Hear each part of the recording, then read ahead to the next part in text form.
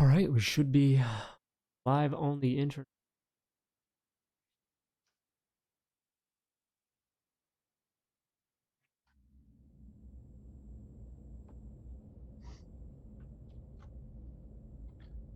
Make sure the audio is working this time. What's that? Make sure the audio is coming through this time. Yeah. No, we're good there. Yeah, I did one of my last games. I went through our whole intro and I forget what I didn't do. Like just stream. I didn't have the stream clicked to unmute or some. I don't know, whatever.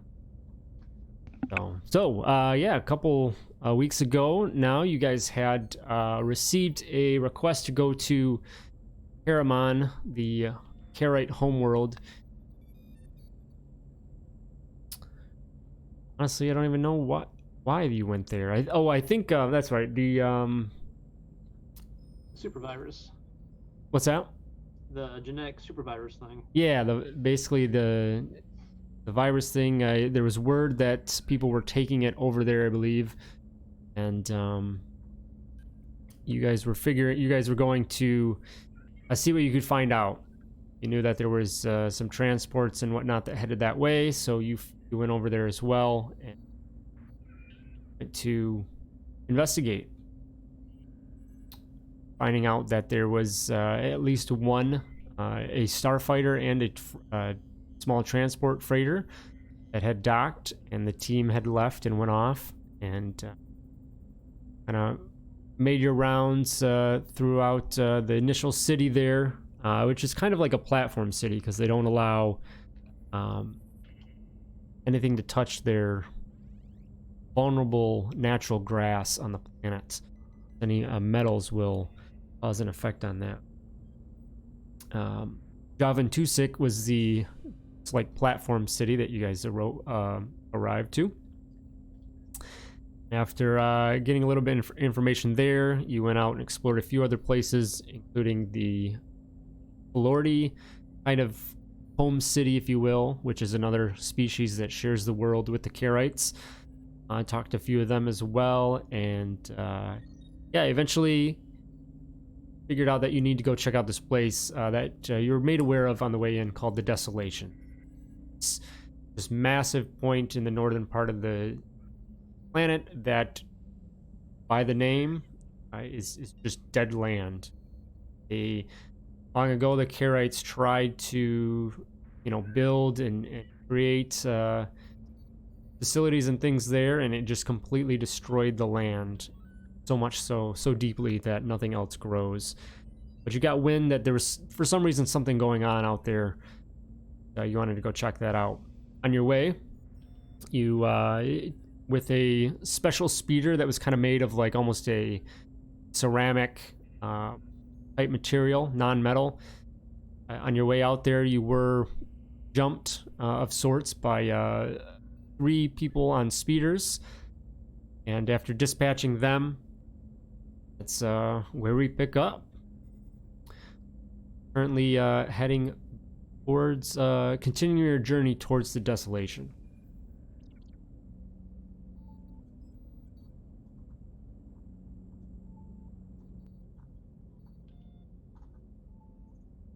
So as you continue on, the fields, the green fields, they seem like they would just continue on, seemingly forever. But eventually, as you go in towards this direction that you are told to seek out the Desolation, eventually it does end abruptly a few kilometers ahead of you. Jagged brown line just kind of cuts across the landscape and shreds its way across the landscape. As you come closer and closer, you notice that beyond that line, that nothing grows. Just brown emptiness. Even the air feels stale, sour, dead.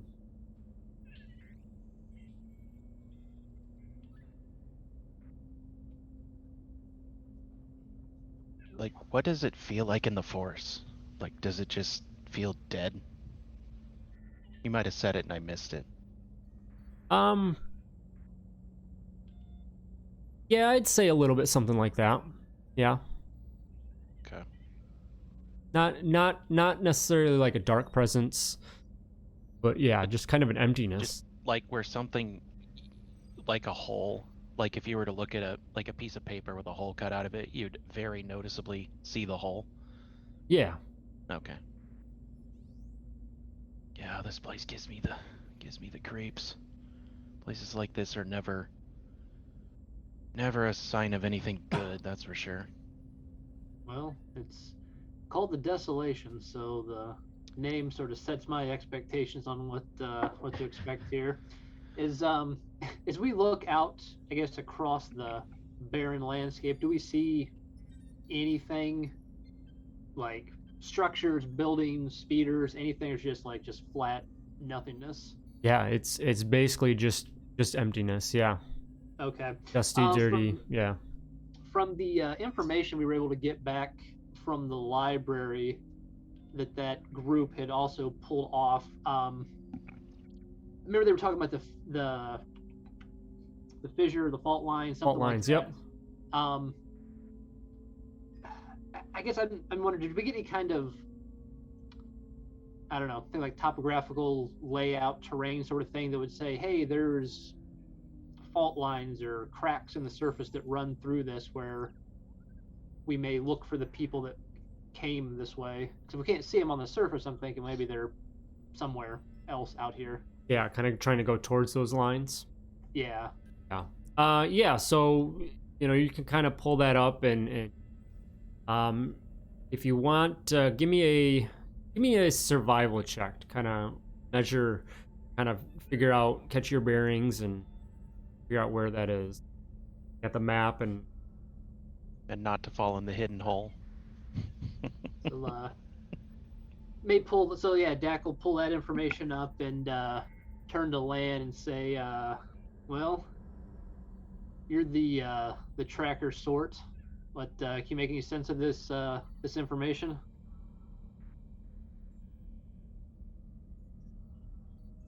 Can I There you go. roll? Can you hear me now? Yep. Yeah. Okay. Can I roll survival to see if I can track them from this info? Yeah. Yep.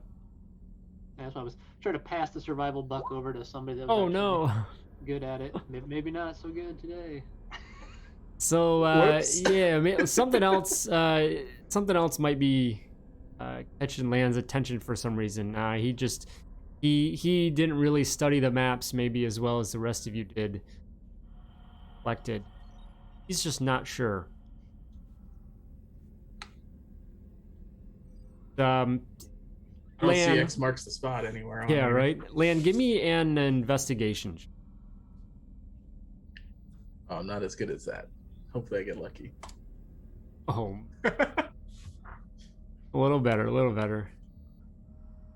All right, so yeah, you try to look at the map and whatnot, and that just doesn't do any good. And you just kind of do a survey of the land and whatnot. And nothing else is really ringing a bell or just doing anything for you to think of a way to. You guys figuring everything out over there, or do you need another set of eyes? It's all dead. That's all I could tell. Ain't Well, nothing yeah. living here. But I mean, it goes up and down. The elevation changes. The topography changes. I guess we need somebody that can read a map. I'm not sure. Apparently, nobody can read this very well. Yeah, I did Lance, well in that. I can Lance give it a holding the shot. map upside down. I can't make hide nor hair of this. Who is Valen? Are you usually operator on the starship?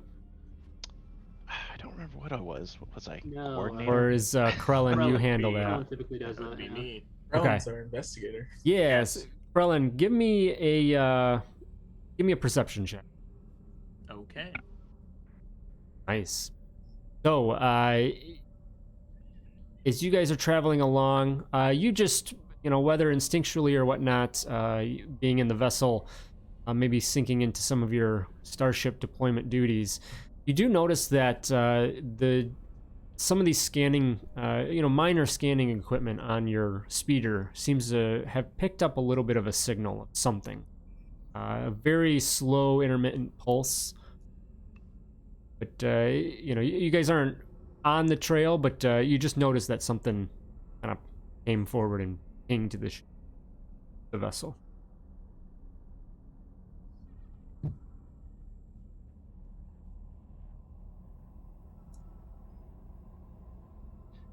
From the I don't know, radar, sensor, ping, whatever it would be, are we able to, I guess, get a general direction on which way it's coming from so we could steer course towards it? Yeah, with trying to dial that in and basically track that. That's certainly possible. So somebody wants to give a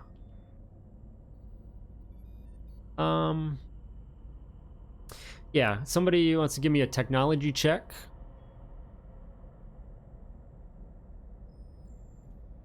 Yeah, I'll do a technology check. Okay. So Krellin lets you know that there's, you're picking up a signal, and Lan, you kind of reach over and do your best to dial in and latch onto that signal, and you are able to pick that up pretty easily. And eventually, you do get on the trail. The sensors of the speeder point you in the direction. Jack, you're able to pilot yourselves towards that. Continuously just going through this empty, dead surface of the planet here. And you do see a few small little cracks and whatnot. And as you get closer, anyone else that might take a second look at the map, I think, Valen, you were looking at some of the extra information as well, right? I know I had been looking up the fault lines at the library, Yeah. but I don't know that it said we didn't find anything of value. So But you I'll do take a look at them. Yeah, you do realize that you're kind of going in that general area of one of the main fault lines here on the planet. Okay, I'll point that out to the group. He's like, well, might not be able to read the map, but we're probably close to one of the main ones, so Yeah, probably this just is- follow that and we can probably get a better idea of where we are just by cross-referencing it with the map. Yeah, this is also the same information the other people pulled from the library that we have, so there's a good chance if they pulled the same information, we might be headed towards where they went. That sounds like a good possibility to me. So is the signal getting stronger as we get closer? Yes. It is? Okay. I'm like, well, failing that, we just go until this thing screams at us.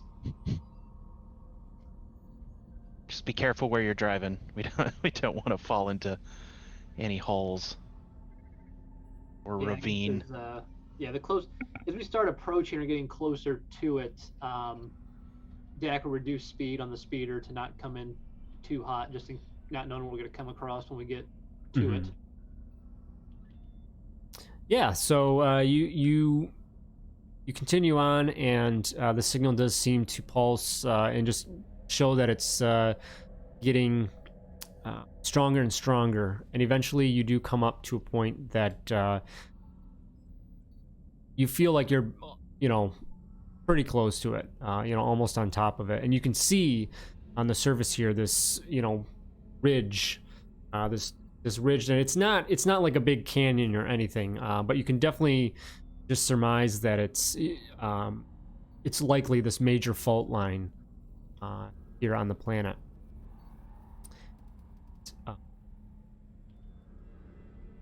The signal from here, it just says that the signal is immediately nearby. Okay. Well, I think probably on foot from here. So I will power down the speeder so we can get out and kind of walk in closer to investigate the ridge there. Okay. You and anybody else can give me investigation checks. Yeah, Valen will pop out too. I will join the two. Say investigation. Yes. Lan will join, but after those last rolls, maybe no investigation from me. All right. So you guys go and begin kind of going up and down the fault line. looking for anything that sticks out, anything interesting. Krellin, you do notice something catches your eye, a little bit of a, a glimmer down. It's about a meter deep. You see as you look down, and a little, kind of a small boxy something container device.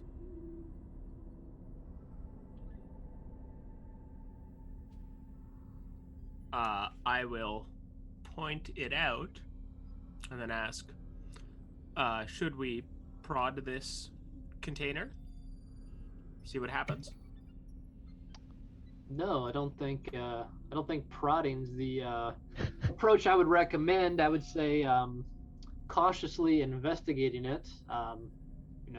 We did have explosive cases full of things previously, so be gentle.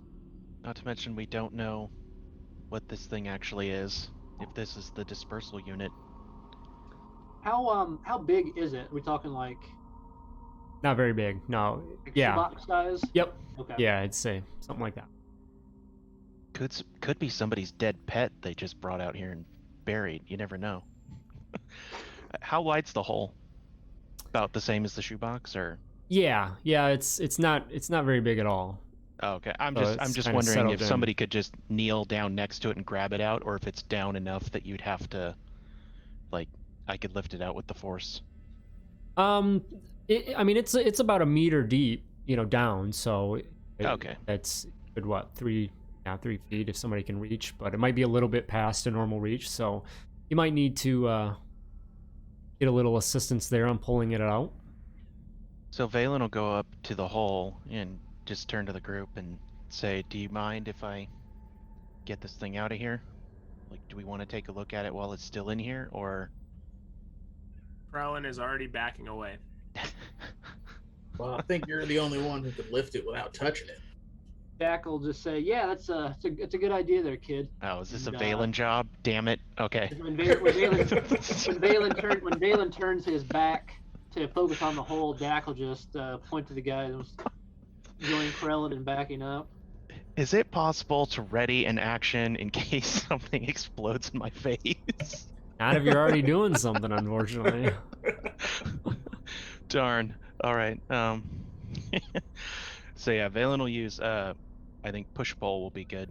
Force push Okay. pull, and just kind of gently lift it out, and All then bring right. it and set it down where we can take a closer look at it. Yeah, give me a sleight of hand. Okay. Sleight of hand. Okay. Not good. So you reach down and you're able to grab this box, whatever it is, down in crevice here, earth. You pull it out. It's basically just kind of wedged. They just use the natural, space cavity of this, and then they set this thing down in there. It's not attached in any way. Angled enough where it just went down and it stopped. Shoved it down a little bit to wedge in there a little bit. And you struggle a little bit with that, and you pop it up, and you slip on your attempt at trying to be a little bit more gentle, and it kind of flies up out of the crevice and then lands next to it on the surface level with a light thud. Dust kind of goes out from it. As it comes out, it's just a metal box. There is some looks like a few little lights on it. You can see some panels that look like they could be opened and things like that from the initial. Does it look, at least to Valen, like it's still functioning? Like, did that damage it in any way that I can see? No, it does. Yeah, the lights that are on it still seem to be kind of flashing randomly. Okay. So he'll just kind of breathe a sigh of relief. Okay. Does one of you want to come over here and take a look at this thing? I can do it, but I don't think we want me to do it. Krellin will bite the bullet and walk over, accepting his fate.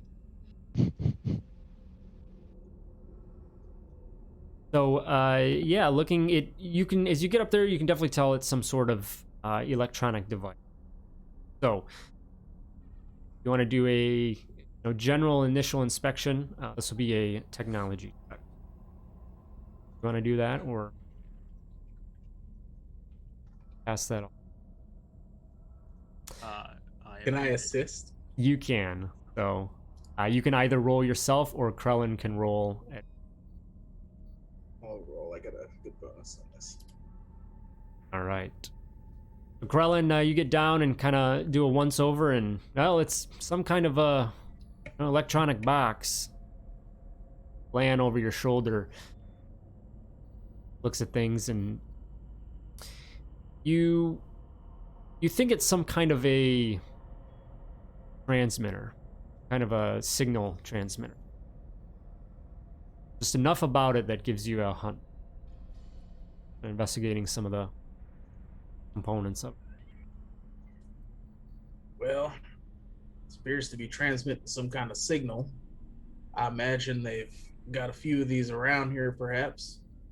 Maybe this is some kind of monitoring equipment, or this is relaying to whatever doomsday device they've been cooking up out here.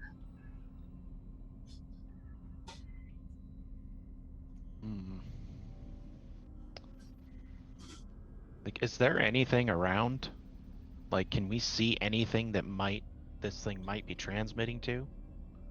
Nothing out here. It's yeah. There was nothing on the way in, as far as you guys' eye can see currently. Like, why would they go to all this trouble to come all the way out here and put this little thing in the ground? Like, and why here? Is this? Did you say this is? We're at the fault line? Yeah, Like it one of was the major ones? in one of the major fault lines. Oh. Like, I'm like, what? And what do the fault lines have to do with this? I can't imagine. You can't just throw bacteria at a fault line and it does something. Like, there's got to be some sort of catalyst that kicks this thing off. But what and where? Like, looking down, we don't see anything else that might stand out, like a pile of explosives or something. Nothing else. Like, okay. Does this seem like is there some way I could tell if this is like a seismograph, like what this is supposed to be transmitting or measuring? If you want, and yeah, I was gonna say that you can give me a slicer's kit check to kind of further investigate, get an idea on the signal or anything like that. That's what I was gonna wonder if it's any kind of like reverse trace the signal back on where it's transmitting to. Or something. Yeah. So, yeah, you kind of hook up some of your own components and do a once through in the systems of this device, and you're able to you get a little bit further information that it's a transmitter, but it's more of a like targeting beacon. See that this is something that something else is going to be looking for as a target, a location target. You also see that the signal is pointed straight up into the air off of the planet, it seems, in that direction, to the sky. And it also has a timer on it expiring in 2 hours.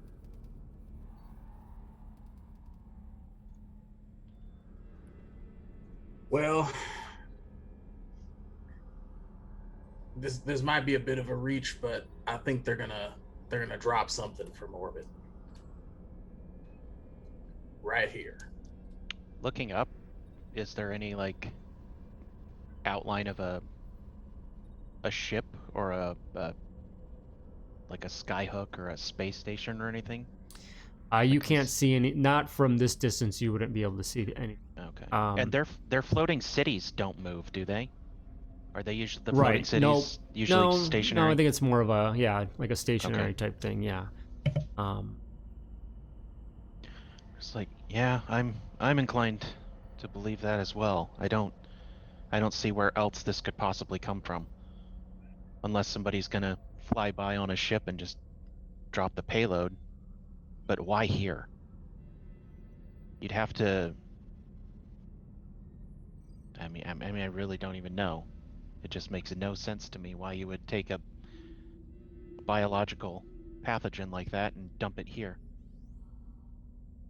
So there's probably something here I'm not seeing, or something more to this that we don't know of. But either way, apparently we have 2 hours to figure it out.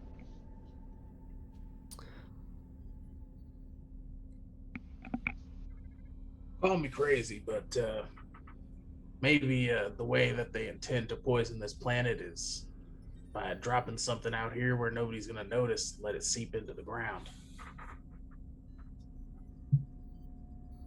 But that wouldn't affect the Karites, though. If they aerosolized it, sure.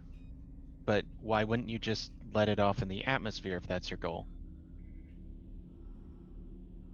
That's what I mean by this doesn't make sense. Or there's some missing part to this that would make it make sense. Because this seems like going way the hell out of your way to accomplish something you could easily do just in the atmosphere without having to have all this exposure or run the risk of people like us coming and stopping them. You guys would likely, you guys would remember the way in when you arrived to planets. There were a few small little satellites and stations, it seemed, that dotted the atmosphere of the planet. So nothing that would be visible from the surface, when as you try to look up, but coming in, you did get a couple glimpse of those when you initially came in.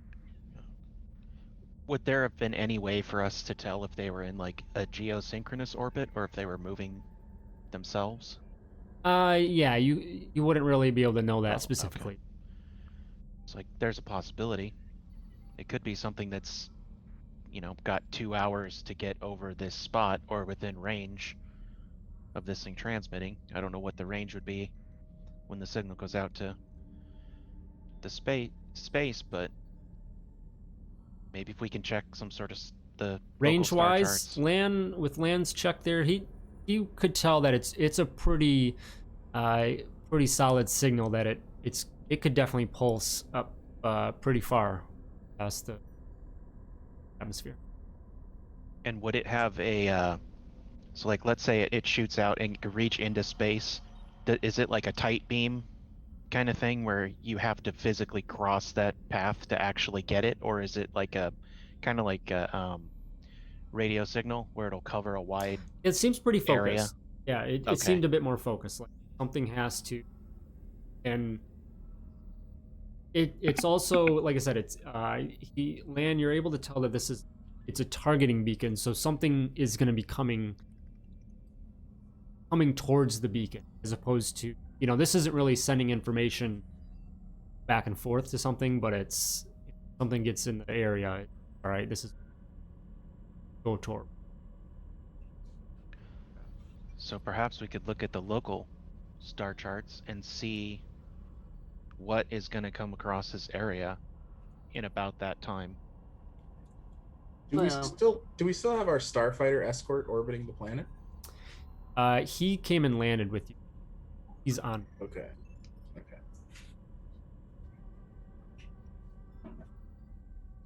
Okay. Yeah. So they're targeting this area with this beacon. That much we know.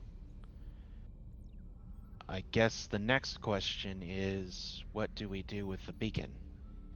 Do we leave it here? No. Anyone that wants can give me a nature check.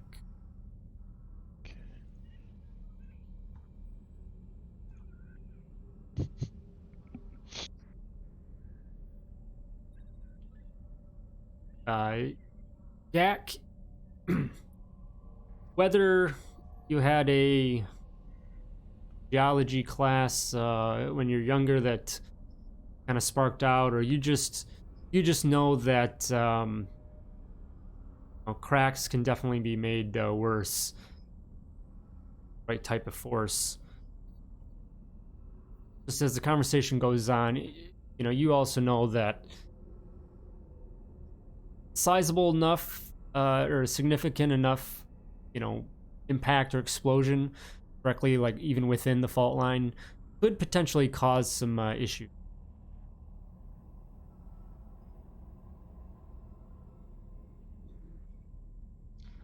Yes, I figure we've got two options with the transmitter. One, we destroy it so there is no more signal to target, or we take it and put it somewhere else where it will do less damage as opposed to being here on one of the fault lines. Well, maybe we can bring it back to the Karaites. They might want to know someone's painting targets on their planet. But then we bring the target right Yeah, to as long them. as we disable before the 2 hours is up, we should be fine. Like, is the Lan, when you took a look at this thing, is this like a two-way transmitter? Like, obviously it's a targeting thing, but like, do people know it's active? Because if we do something to it, maybe they can track that, and then they Well, would know that we're on to them, and then they Well, just I'd- release it anyway. Land from your slices check investigating that, you would feel pretty confident that they are well aware that this is on and active. Valen's theory is likely has a lot of weight. So they would likely know that.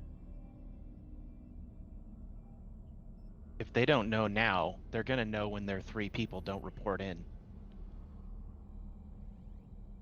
That's So, true. How far away from the nearest floating city are you?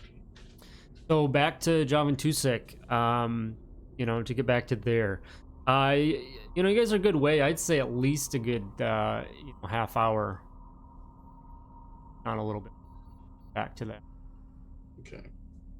Well, there's always the option of turning it off and they think something's wrong, and they come out to investigate and check it out. Then we can maybe take one of them alive and get some information out of them. That's a good plan, Dak. That reminds me of that one job where we had to pick up that lost freighter out in the rim, just floating among the rocks, and we knew it was trapped. Good times. Yep, you'll disable the beacon, make them come out to investigate. It's always a good way to lure them in unsuspecting. I guess the only issue I can see with that is that we have 2 hours to make this happen. Are they going to get here in time, and do they even need to check it? Once this thing got put on the planet, I imagine they could have at least, if they were tracking it, even passively, they could have had enough information to recreate this all on their own, with or without the beacon. So maybe they don't. Maybe we do that, and then they end up not coming out here. I don't know. I mean, they're must be planning to drop from orbit, and I don't think they're gonna on the fly be able to target exactly this point while the planet's moving. It's in orbit. That's If true. they didn't need this beacon, they wouldn't have left it. They just came out here, got the coordinates, and left. They wouldn't have left this targeting system behind. They must need it. So I say we move somewhere else from here, and then we deactivate. So at least its last known reporting location is not here, just in case. And then wait a little bit and see if something happens. So what would you suggest? Where do we take it then? I'm okay with moving it. It would at least respect the Karaites not having metal laying around on the planet. I'm gonna say keep it. Yeah, I mean keep it here in the Desolation. I just want to move it, 100 meters or so away from the actual fault line. So Lan, a little bit more focused now. You think to look at those the maps and information on the fault lines again. Give me another survival check. All right. Big bucks, no whammies. you can do it. Oh man, try to throw you a bone. No, I already give you my Yeah, inspiration. just, I will. I'm gonna give you my inspiration. Roll that again. I could use mine. Oh, you already used yours. Okay. You I owe can't you an give your inspiration. first one. Oh, that's right. Never mind. I take that back. You got to use your own.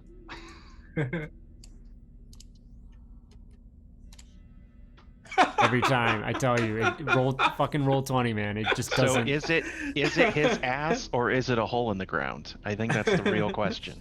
I don't think anybody else has proficiency to be able to actually help you. You For look survival? over the Yeah. I've got +5. man, a 3 and then a 5. Just you look over the map and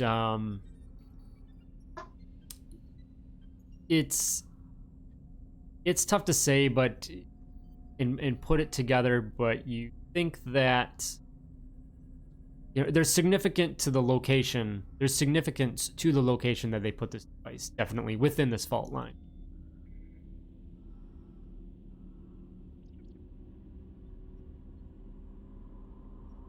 Okay. So even if we move it, that's still better than just leaving it here. I think we're all pretty much on the same page there.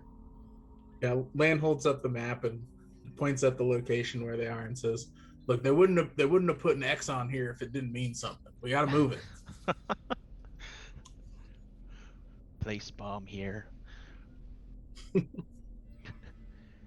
Okay, well, Is there like a valley nearby or some like very poorly defended like a place that we could easily trap them? You know.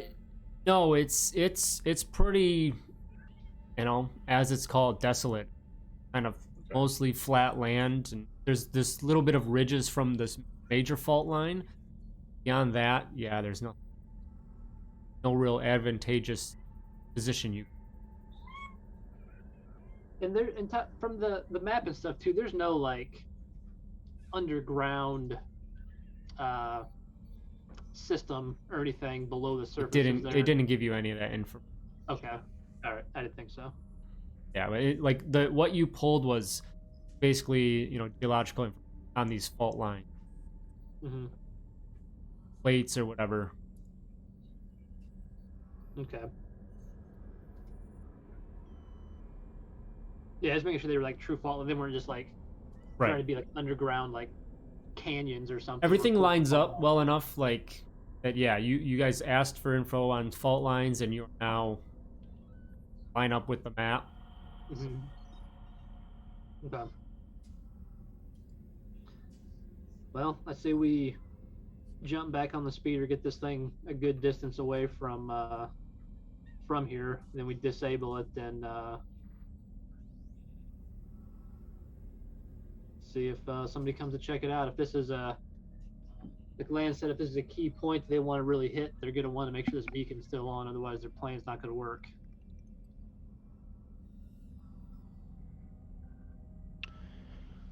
okay.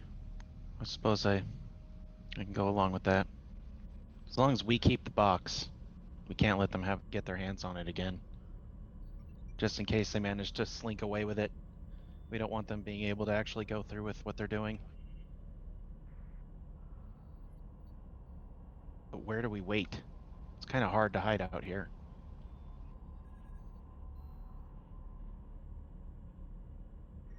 Yeah. For how long? I'm not worried necessarily about hiding per se, but yeah, the quicker we do it, I guess time's running, the quicker they have to get out here.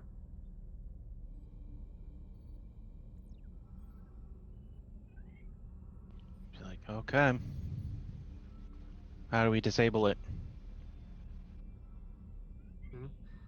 Lan, you've gotten pretty acquainted with that thing. Do you have a way to cut the right wires, or maybe just flip a switch and turn that thing off?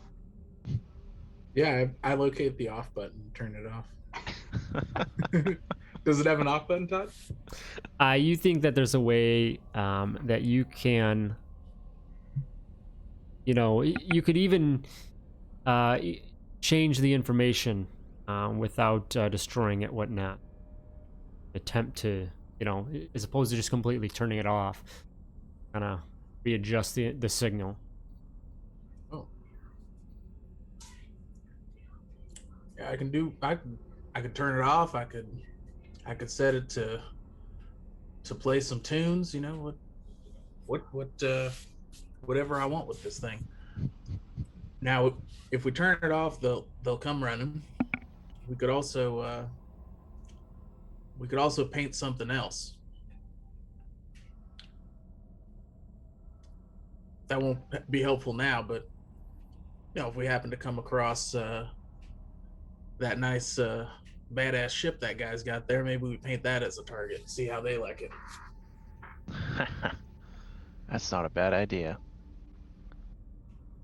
Shoot their own guy.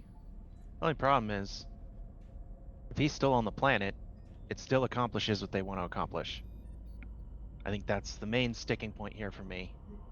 That they need to not be able to do whatever the hell it is they're planning to do with this thing.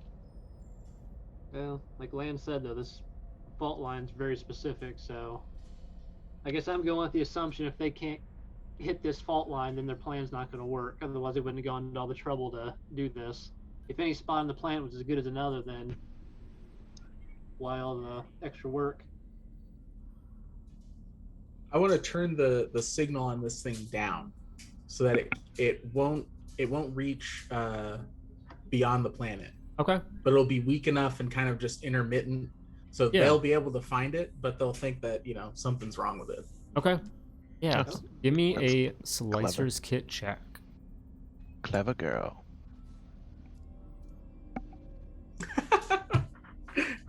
So you First. you begin programming that, and you get a little bit of digital feedback or whatnot that seems that it did not like your input or your request to change this. You feel that you probably have one more attempt here to try and do what you want to do. Otherwise, it might just kind of shut itself off. Well, I'm a gambler. Same check. Yeah. And worst Alright. case, if it goes off, that's better than still being on, I guess. Yeah. All right. So with a little bit of confidence, maybe cockiness behind you, give it another go. And this time, you realize you had an extra parentheses there in your coding and cleaned it up and got it taken care of. And you're able to dampen the signal as you wished. I hate unmatched delimiters, but I figured it out. We should be set. Is it a fair? Can we make the assumption that we have a means of communication back to our Florida buddy back at the station? Yeah. And say Okay. Because the talk to the rest of it. The thing that still puzzles me about this is we do know that freighter landed. They took, correct me if I'm wrong, Tab, but I think they took stuff, they unloaded stuff off of that freighter. So when it the- landed. Yep, a freighter and a starfighter came The in. Starfighter, yeah, the Something- super cool black one. Yeah, something was unloaded from the transport that evening, Hmm. and then I believe that somebody told you that the people just kind of headed off. Hmm. Yeah, what I was gonna do was radio back to I can't remember the guy's. Ivs, I think, YVES. Oh yeah. Yeah.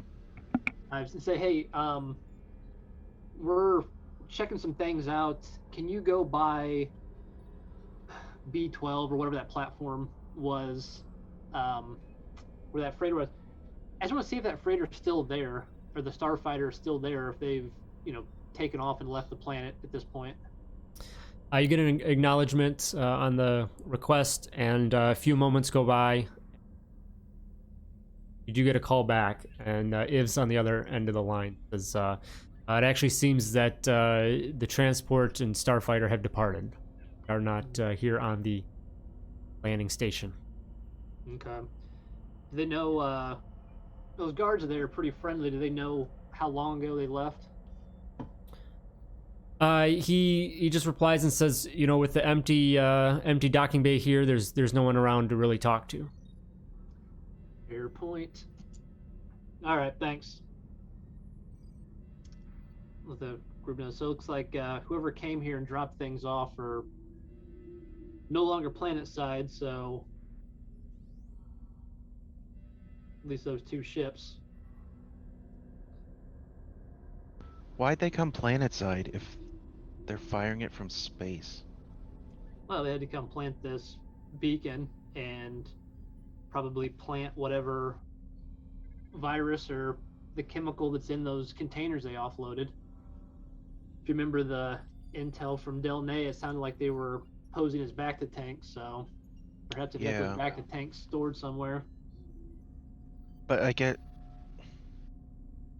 it doesn't make sense. Why why would you go to all that trouble to bring them down here?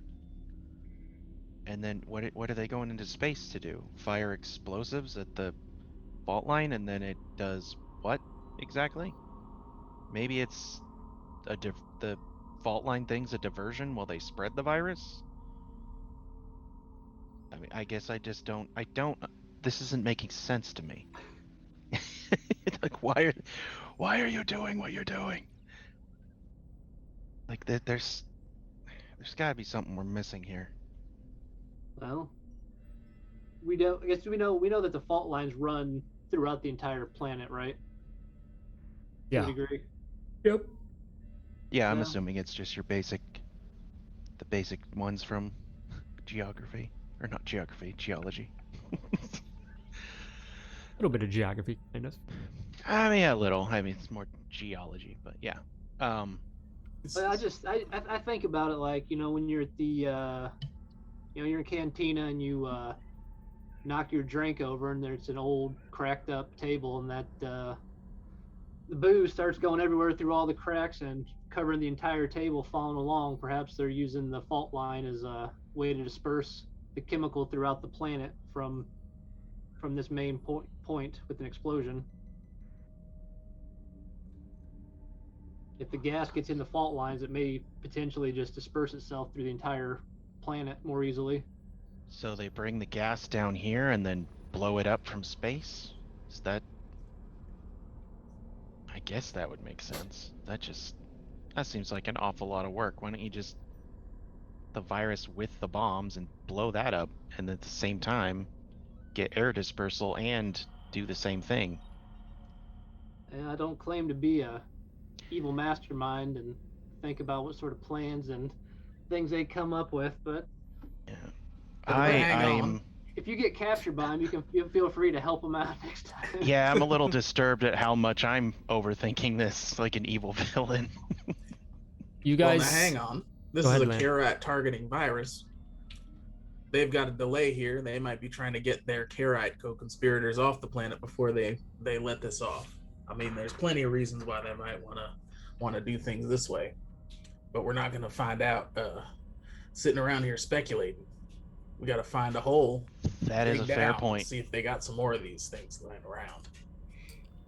Some of you might recall as well that in your briefing, if you will, with Delnay, that he mentioned analyzing shipments away, or ships leaving Ipsis, and 3 ships left before the recent raid that you guys were there for. And I mean, there was a lot of heavy traffic coming away anyway, but there's just kind of 3 ships that just seemed the records didn't match up to things he said.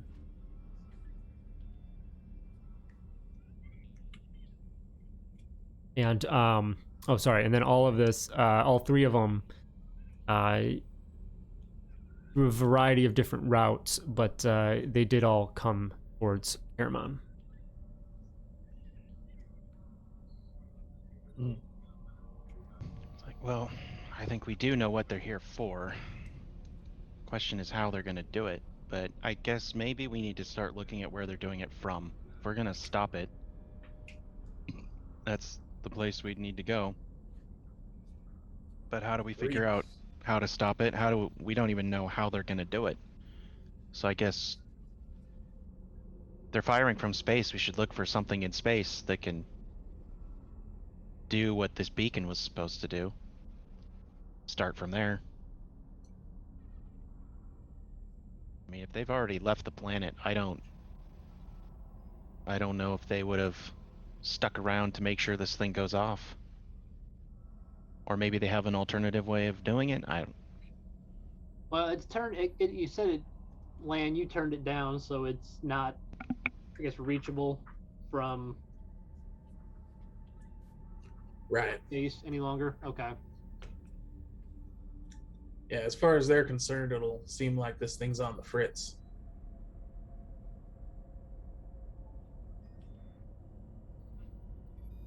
Like, so how long are we gonna wait here for a response?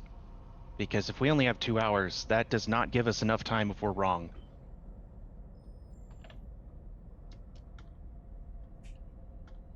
I guess at what point are we cutting and running? And trying something else? So remember, it's gonna take us a while just to even get into space to go check. So we either need to do that, or we need to sit here and wait for something that might not ever come. I'm fine with whatever, but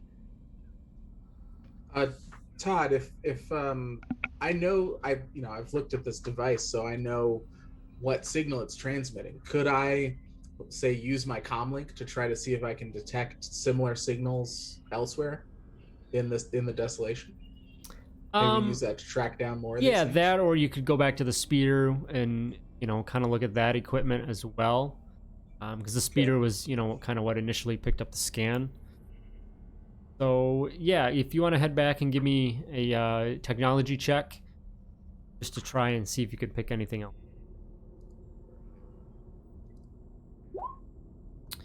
It takes you a bit. You sit there and you mess around with it for a while.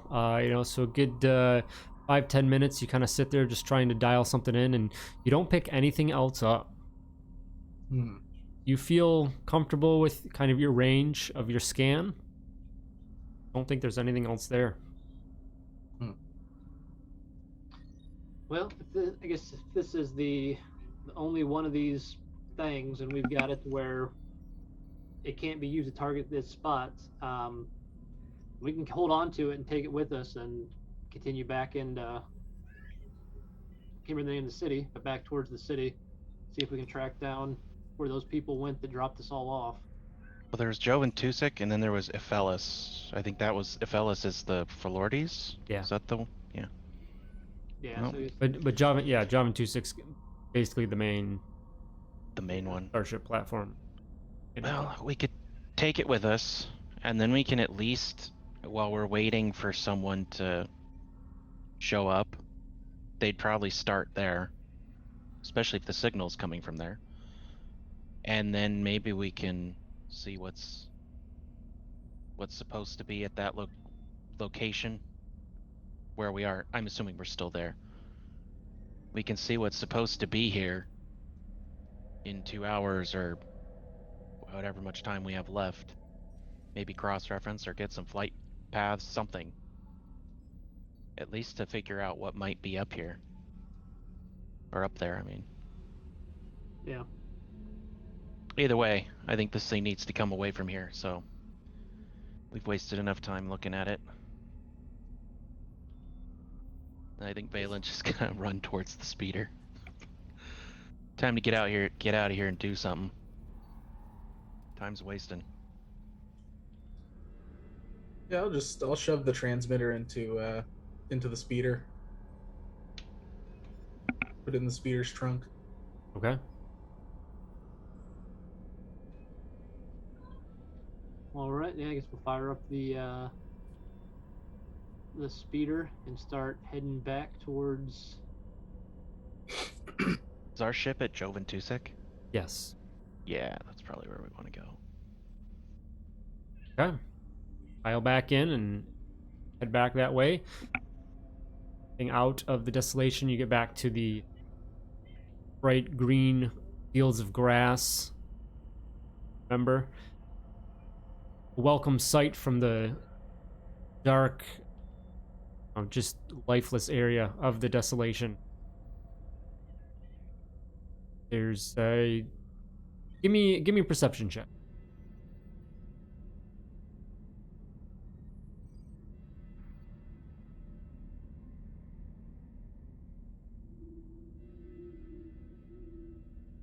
So, keeping your eyes peeled, there don't pick up on any other issues along the way. Doesn't look like anybody else is coming along to try and stifle your progress here. You make it back to Javantusa.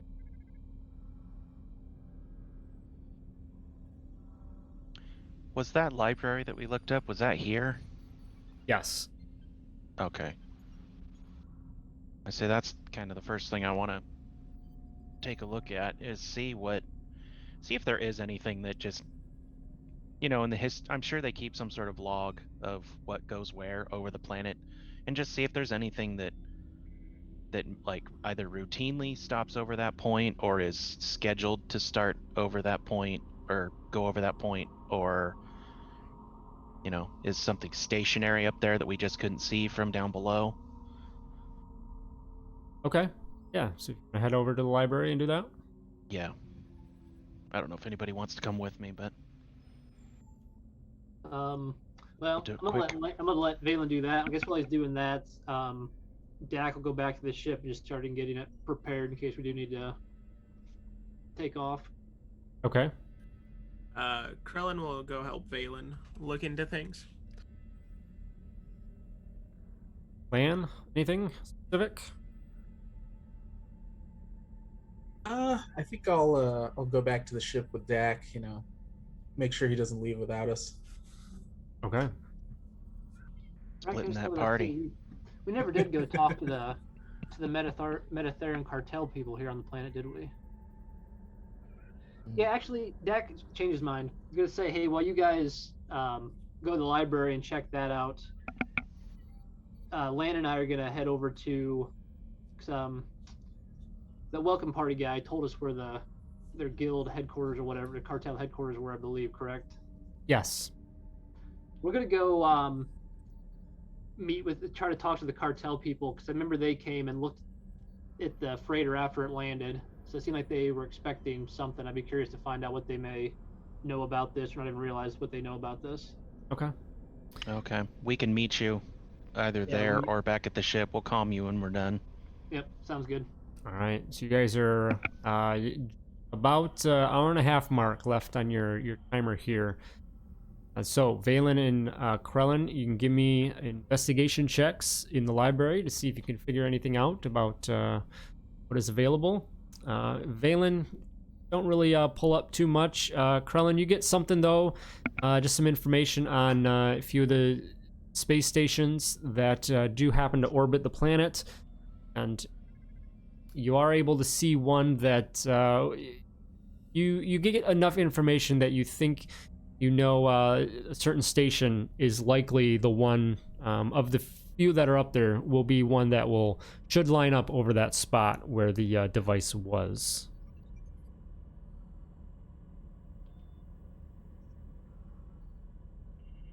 Oh, you're the one that found something. I didn't find anything. And specifically it's a research type station up there.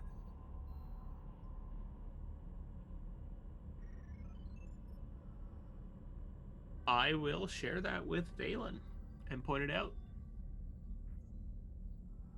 Okay. How far away is it from that point now? Can we tell from this kind of thing, Todd? Or is this just like... Not really, but Okay. you could maybe put two and two together and think that it's probably going to be over that spot in an hour and a half. Okay. I guess, yeah, that was more what I was asking. Like, does it line up with what we think? Yeah. Like, it's curving towards there across the planet. It's not doing some weird zigzag shit. Right. Okay. It's like, well, we should calm them, at least see what progress they've made, and meet up with them at the very least. We should probably get going.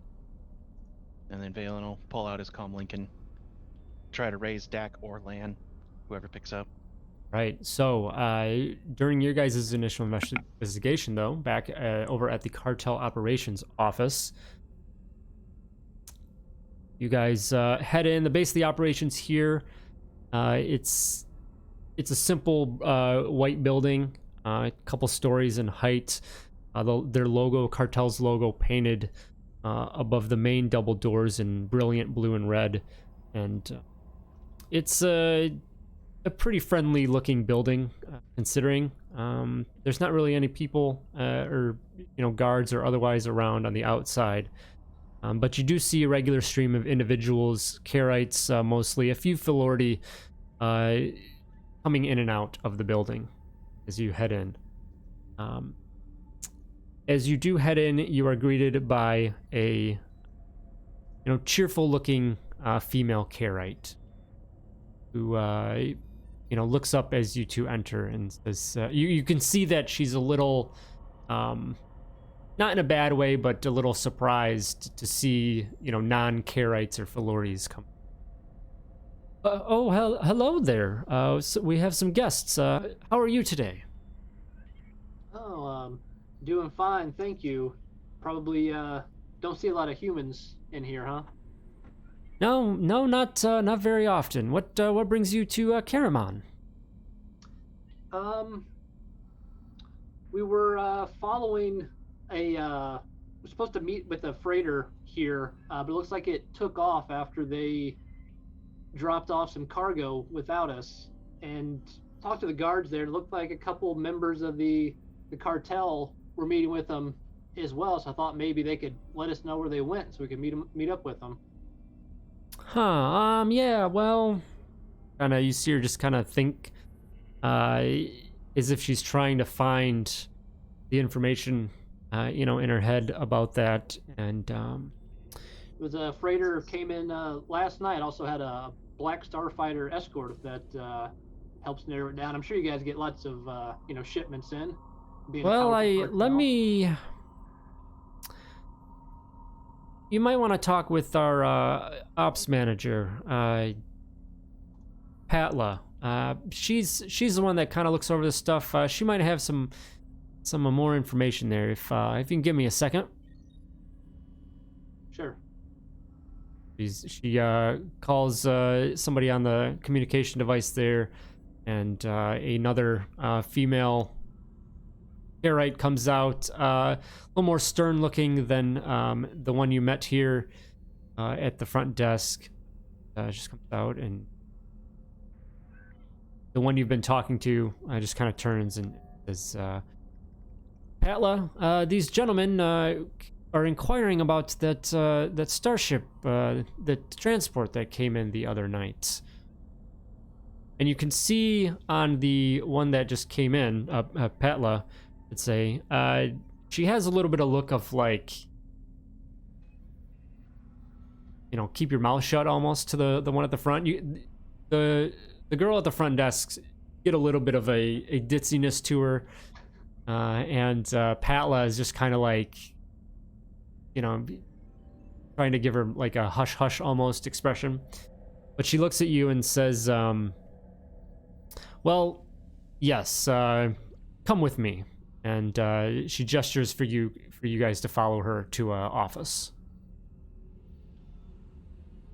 All right. Dak will give Lan kind of a look of, be on your guard, buddy. Lan just kind of taps his rifle and says, always. We'll follow her into the office. All right, so sits down, offers you both seats next to a desk, and says, so you have questions about the transport that came in? Something you all know something about?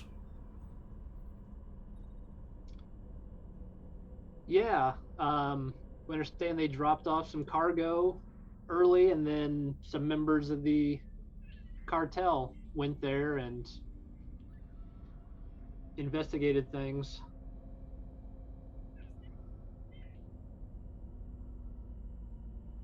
As well, we did a scan of this the ship when it came in, and we found something hazardous. we confiscated that, and it's currently in our basement storage for analysis. What hazardous material did you find? We actually don't know yet. We still haven't had the time to analyze that, but yeah, it seemed bad enough that we needed to investigate. Hmm. Well, you see, my friend and I are here on behalf of the Republic. We've been tracking a shipment of hazardous materials that were being smuggled around the galaxy, and that's why we actually were tracking this particular freighter. I don't know if these materials are the same ones we've been looking for. If you would allow my associate and I to take a look, we could confirm perhaps what the hazardous materials are. Well, we don't really can't really just allow outsiders into our storage facilities. What who did you say you're here with? What? Now, if I may, uh, perhaps you've heard of me. Land slides his card over. Name's Land Jolt, a professional bounty hunter. My associate is an expert in all manner of smuggling-related offenses, and we are here investigating this on behalf of the Republic. This is very official, and we would appreciate your cooperation. Land, give me a persuasion check, or Okay. deception at advantage.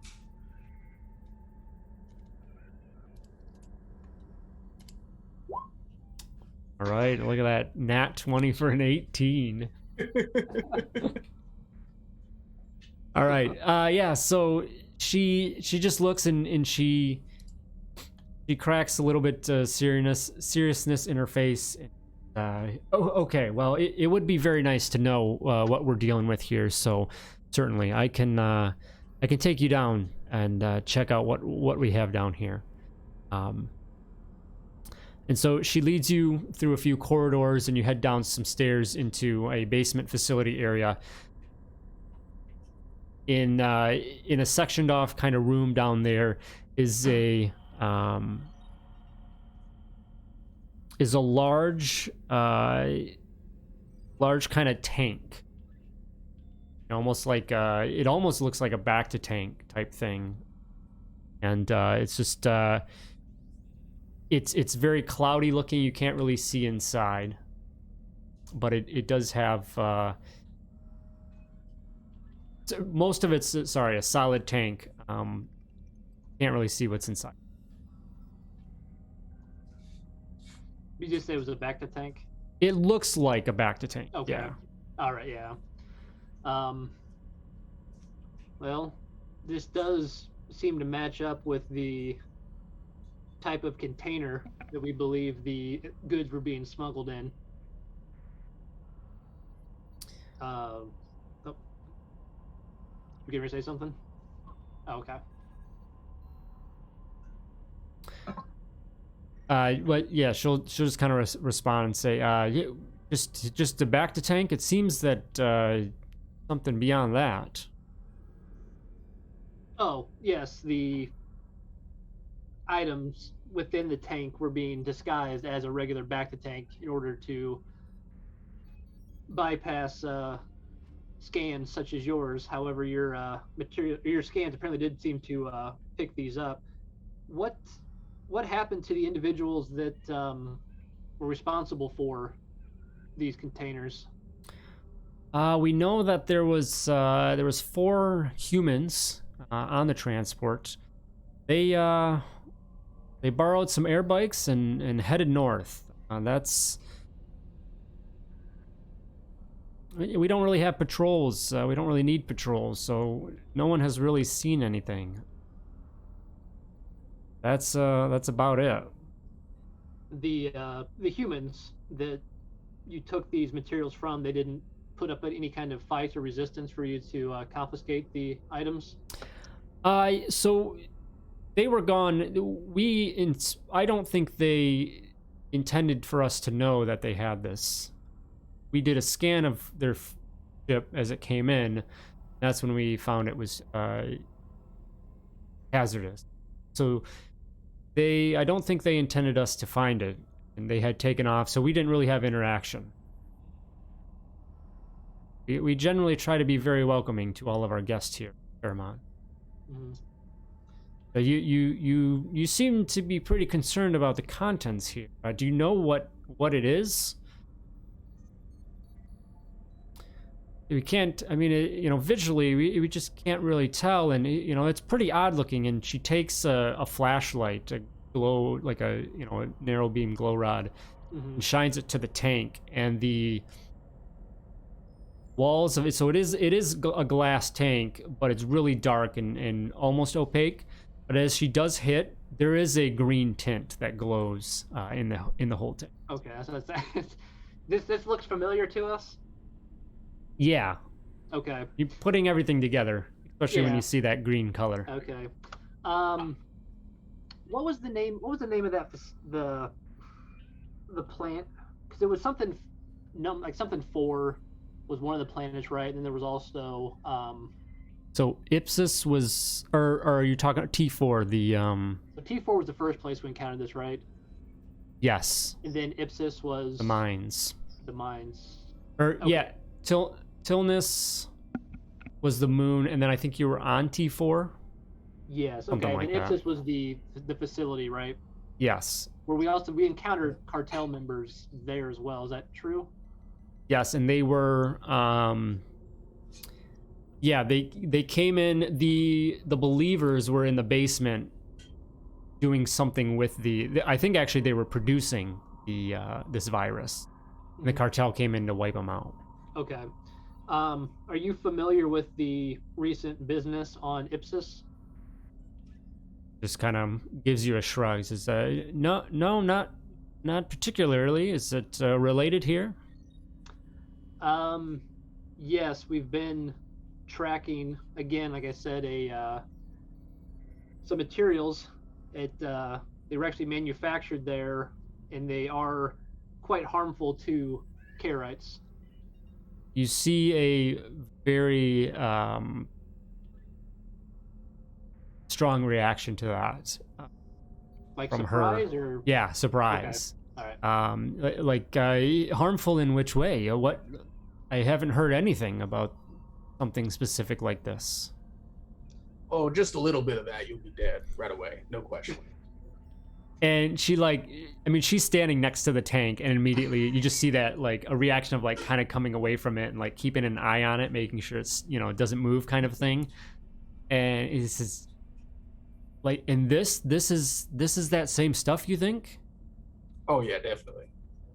Yes, we believe this to be the same substance we've encountered previously.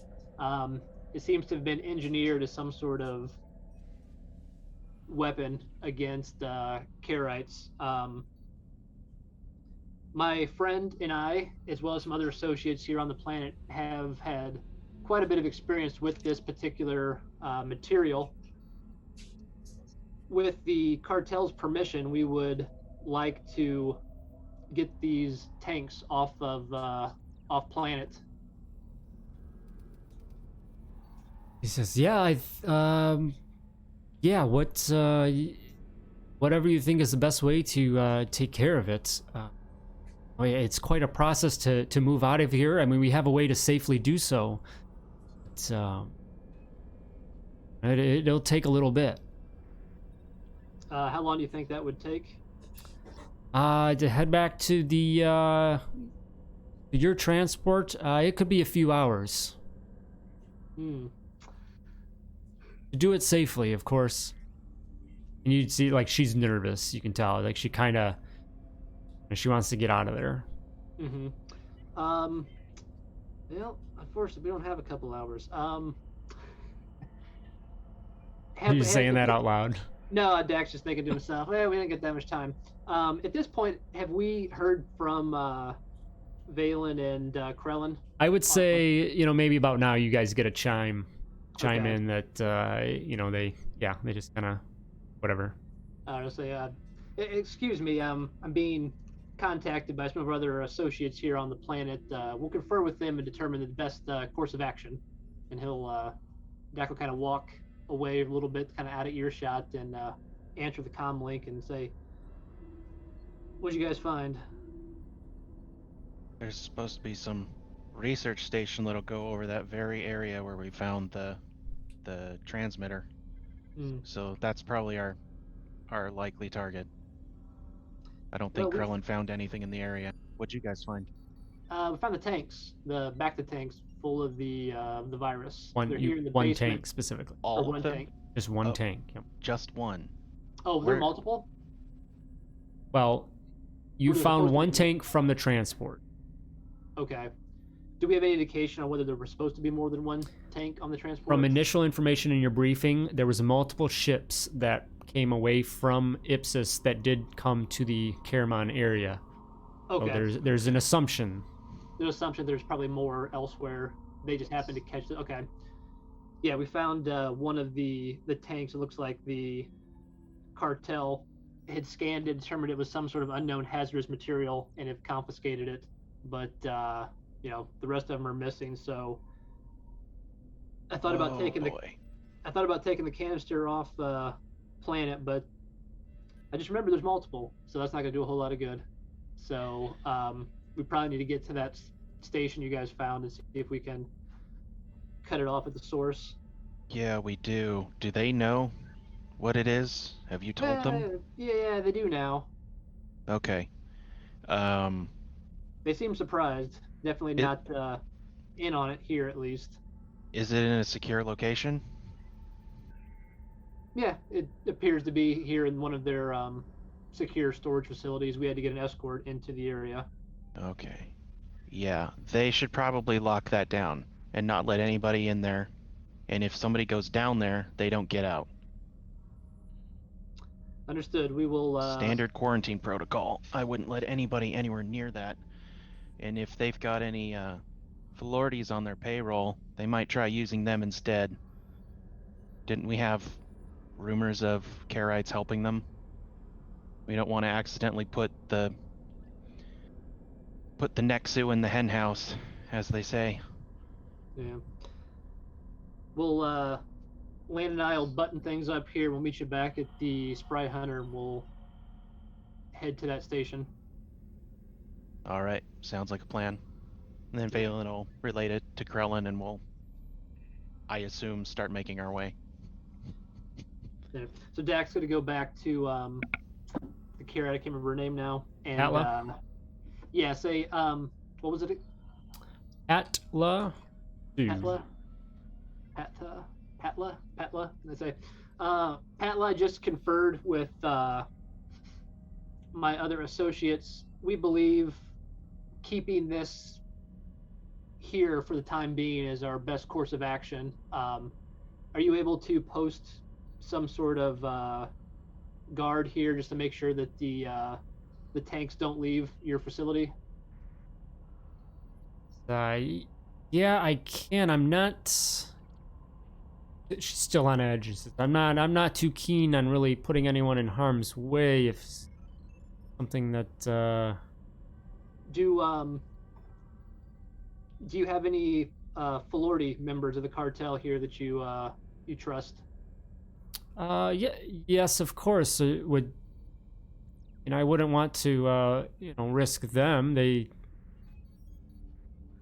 Well, it's our understanding that this particular substance was engineered specifically for Karite biology, and the Just Florides are those not. eyes wide, just like, seeing a ghost. Like, this is a very horrifying experience. Oh, okay. Well then, yeah. If it won't cause any harm to. Wow. I can get some people down here. Some Florides, certainly. Yeah. Now, Patla, the virus needs to be breathed in. So as long as it stays safely within this container, you and the rest of the Karite should be completely fine. I guess, would suggest, keep this information just between us if you can. Just, we don't want to cause any sort of undue panic. My associates and I are working on tracking down if there's any other of these within the area. Yeah, I certainly hope not. But yes, I'll get a couple people down here to kind of keep watch. Yeah. I appreciate the information. What's your plan from here? We have a lead on the humans that dropped off this, or brought this material to your planet. We were going to attempt to go and apprehend them now and confirm if they have any other canisters of this material on your planet, so we can dispose of it properly. Okay. I'm not sure what else help we can offer given the circumstances. But, certainly do reach out if needed, and this we'll see. But do you know anything of? They probably didn't tell me the name of the facility, the space station, but I must say, the cartel's quite powerful here on the planet. Do you know of anything of a research station that orbits the planet? I think there's a few of those types of things up there. Yeah. Are any of those, I guess, under control by or associated with the cartel? Yeah, some of them are. I mean, there's definitely influence up there, certainly. Would you be able to provide us clearance to investigate, or to go to that research station? We believe we've tracked the humans to one of those stations. Yeah, let's go upstairs and I'll see what I can do. Okay. As we're walking, Dax could jump back on the comm and say, "What was the name of that research station that we need to go to?" Back to the guys. If we knew, we would respond. I don't think we actually got told, but if it had a name, we would have told them. Yeah, there wasn't any specific names to them, so you just know that there was one of them that looked to be lining up in your. Okay, so it had like a designation, like Station 134. Right. Okay. So you guys head up, and she heads into her office again and goes to a console and starts typing some things up, and then turns to a communication device. Sends out a signal. This is Pat Lassou, operations, calling research base, and sits for a moment. There's no response. He just kind of crunches her brow and in confusion, and sends the signal. The call again. Doesn't get anything back. Well, it sounds like that might be the station we need to go to. Are there any clearance codes that we need in order to dock with that station safely? Yeah. She hands that information over. Okay. If you need access, this is it. Get you in. A few docking bays around each one. Okay. Dak will give Patla his comm code and say, we'll keep you apprised of the situation. We will head there now and try to get to the bottom of this and make sure your people are okay up there. Absolutely. I appreciate your help. Please let me know as soon as you do of anything going on. There, so Dak and Dak kind of look at Lan and kind of nod his head and say, "Let's meet back at the Hunter with the rest of the group." Sounds good to me. Patla, if I could ask you just one more question. Do you have any weapons up on that station? Any defenses that we might need to worry about that you haven't mentioned? No, there shouldn't be. It's just simply a research station. as I said, we don't even really have patrols here on the ground. We don't really run into much trouble. We just don't get visitors in general way out here. So, no, you shouldn't have any trouble in that regard. Thank you for your time. Thank you, guys. Yeah, good luck. We'll book it back to the the spry hunter. All right, so you guys head back. Valen and Krellin, you guys were heading over there as well, correct? Yeah, I think so. Okay.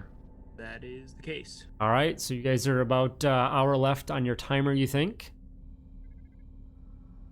You guys get back together to your ship. Ivs is there hanging out in the docking bay as well as you guys come back.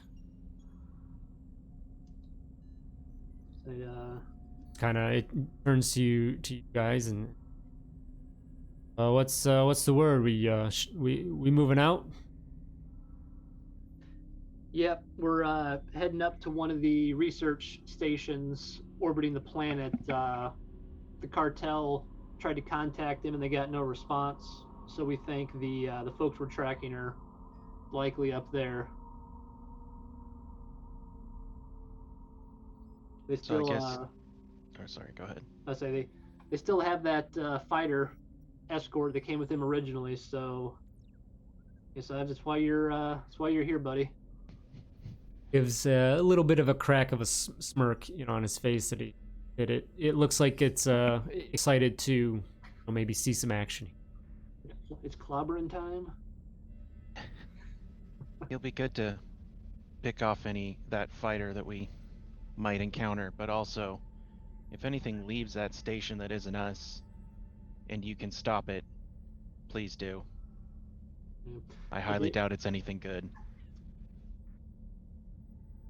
Gives you a nod and immediately heads over to its starship and climbs aboard, gets ready to take off. All right, let's get this thing in the air.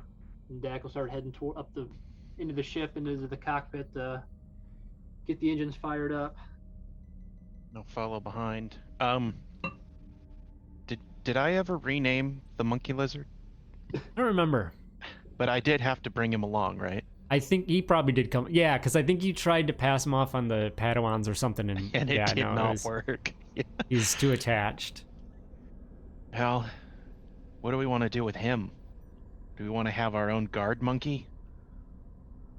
I've got some spare blaster pistols I've picked up along the way. If we set him to stun, he might be a very unwelcome surprise for anybody up there. Or he might Quite honestly, I could use some brevity right now. He might shoot us. I'm not sure if that's a great plan. Why don't we... Yeah, maybe, but I still got some of those meatballs, so maybe if we're all carrying some meatballs, he won't.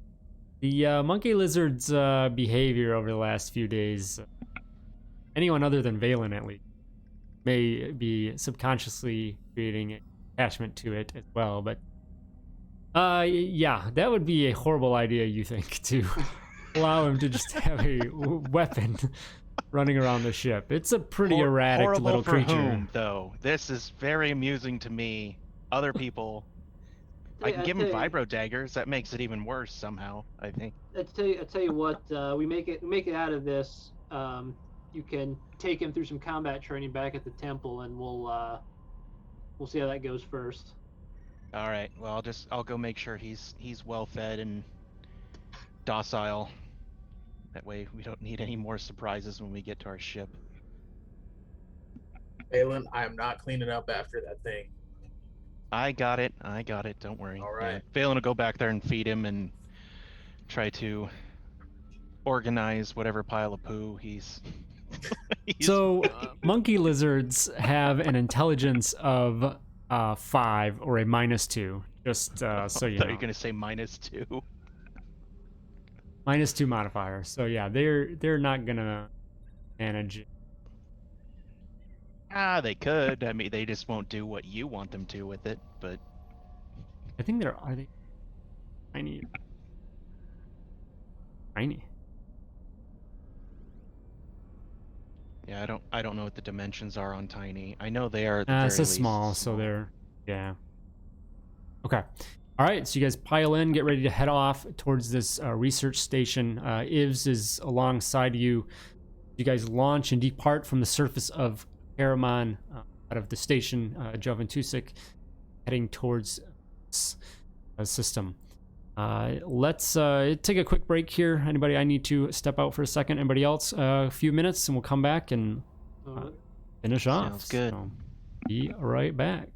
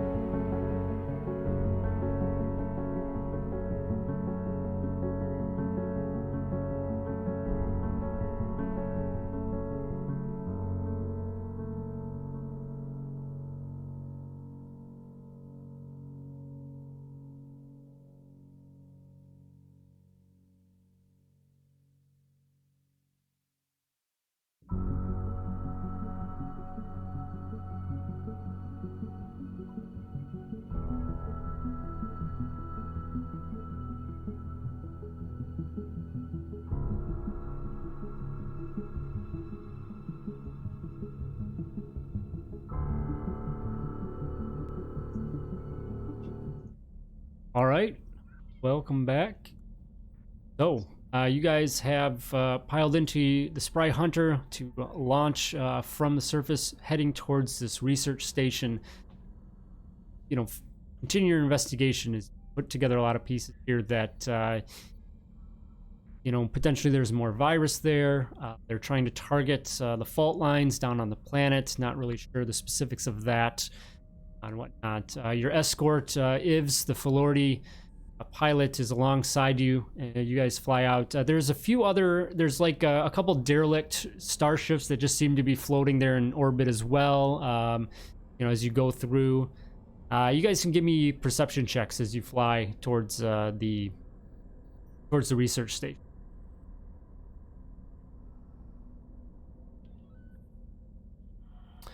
All right, very nice. Krellin and Dak, as you guys get your eyes peeled, looking around, you don't really pick up on anything though, beyond the existing stations and whatnot out here. Nothing else additional.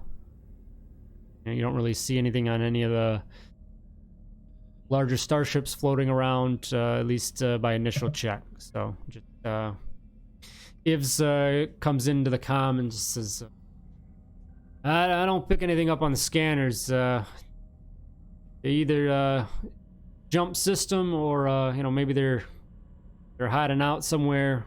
Could be aboard the station as well. I can keep patrol at least.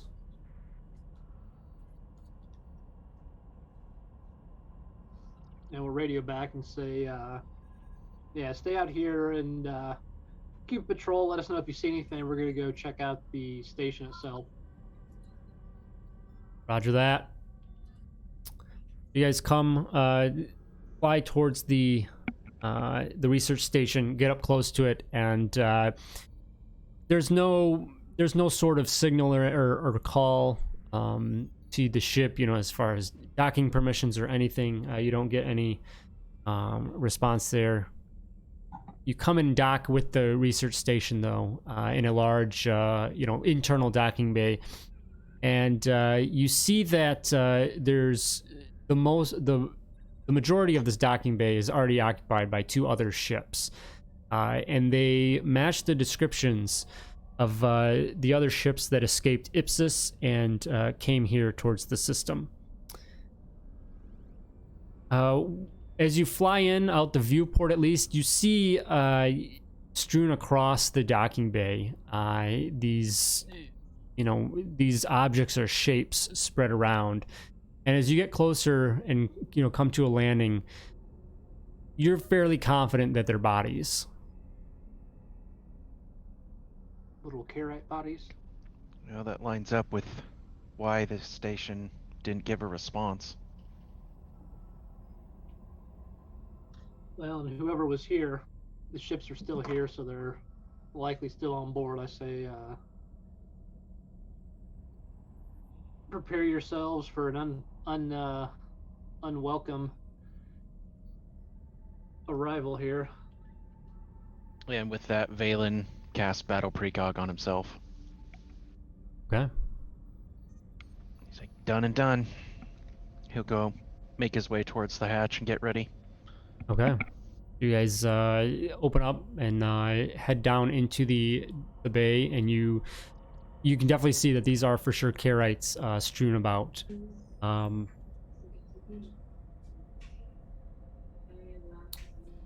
You want you can give me perception checks as you step into the off the ship into the bay.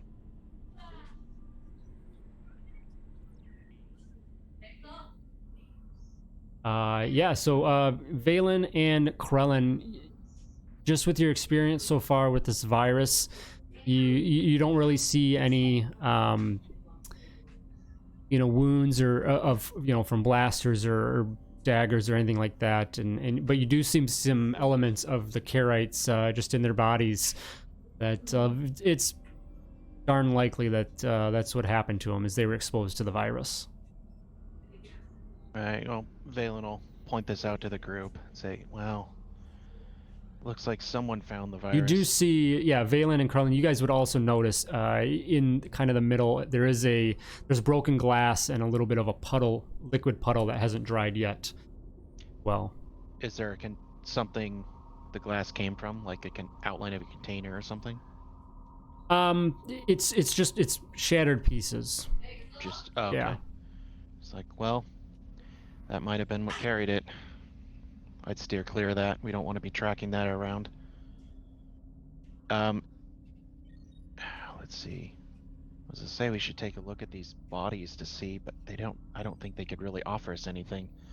Is there some sort of schematic or map of this place? You don't see have where to anything, go. but you can certainly try and check. There are a couple consoles around the docking bay that you could try to get into. Sure, I'll let Just the from the group know layout, what I'm doing. the external layout of the station, you guys have come into an upper level. So the docking bay is in the upper level, and then the bulk of it is okay. below it. So we probably just need to go down anyway. Likely, yeah. Okay.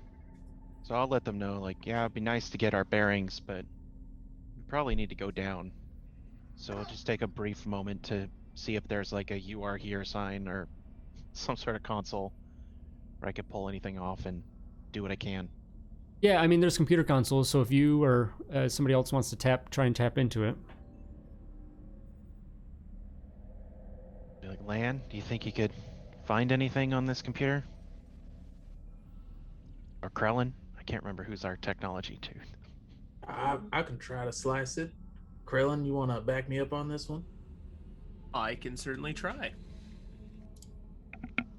So, Lan, yeah, you step up. Give me a slicer's check with advantage for Krellin's assistance. Very nice. Try again if you want, but that's definitely should be plenty. All right.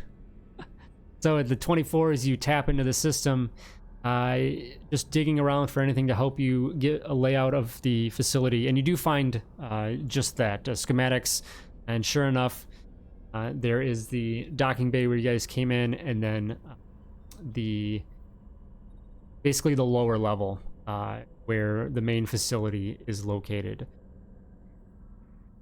As far as kind of movement around, you pick up on there is, and this was pretty obvious to see in the facility anyway. There is a doorway there that looks like it's a lift system to take you down. So main way of getting around there, which you do see on the schematics. And then there is one thing you pull up.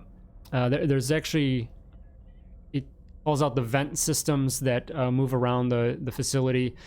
So that's a potential access point. And then also there is a stairwell. It's kind of like a private hidden stairwell that is not... you can tell that it's purposely hidden in the schematics, or not, drawn attention to, and it doesn't stand out very well in the room at all. But now that you know that it's there, you can kind of see how you'd get access to it. And then that leads down to one of the main rooms as well downstairs, and kind of comes in through the side. Like, is that where we want to go? The turbo lift. If there's anybody here, they'll hear that coming a mile away. The main room that is on the next floor down, as well as some other features. There is a couple escape pods that there's access to a couple escape pods there as well, and then those vents that I mentioned, they do go right over to. So does that stairwell not go down to the next room? It does. Yeah, the hidden Oh, it stairwell does. does. Yes. Yep. Okay. Does it go down the whole? It traverses the whole station, like each floor. Basically, it's just the next floor. Really, it's just the next floor is what's there. Okay. Yeah, there's not much else. Oh, I prefer the sneaking around myself, but I'll go with whatever we decide. Yeah, the hidden stairwell sounds like a good enough option. Can we tell if they've accessed this information as well? Like, is the hidden stairwell truly hidden, or is this just where we had a good idea that it's hidden? Yeah, it seems very well hidden, that unless somebody got in here and was really looking for it, or, you know, looking for schematics. Yeah, but, you know, give me I'll let you do a wisdom check.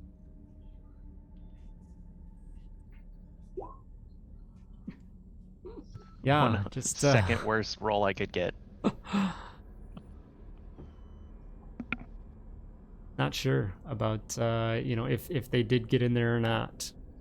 Lan, you don't really see any records of data access. Lan would have told me if he saw something, so we're probably good. There is security, like cameras and things like that as well. Do I have access to any footage from those? Yeah, you can try and get into that. Another check for that.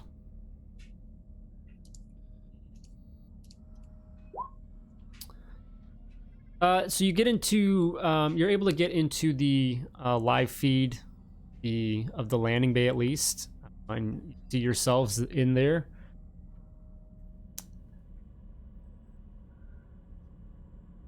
But beyond that, you do see that they're in kind of the main area in the floor below. The feed has been disabled. In a boring conversation.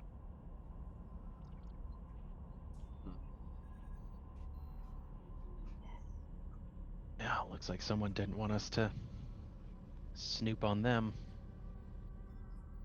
Well, hopefully that means they're not seeing us either. Say we head to that hidden stairwell and see if we can work our way down to the next level without being detected. Agreed. Would we know about how much time we've got left, Don? You are probably closer to 30 minutes or so. Definitely Okay. counting down, yeah. Okay. So on delay.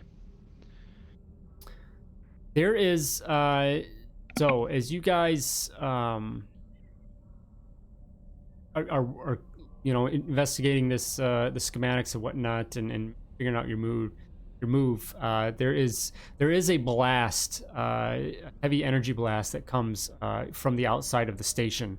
As you turn and look, you do see a dark starfighter that has made a pass across the station. Seem to have fired upon towards the docking bay. Ah, that ship looks so cool. Did you see that? I mean, it's shooting at us, but it looked pretty badass. You get a call from your comm and says, "We've got a hot one out here. I'll see what I can do to take care of it." Got faith in your eyes. Yeah, acknowledged. Take care of it. We'll take care of it in here. We'll just turn it off. Shortly and head after towards it. the black D-95 flies off, you see Iv's starship right behind as it makes chase and begins somewhat of a dogfight outside space.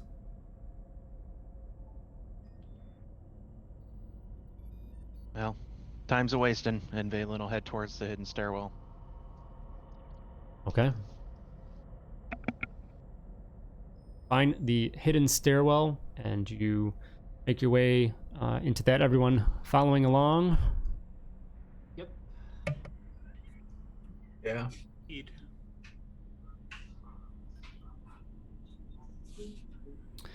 All right. Come out. You get to the door. You come to a door at the end of the stairwell.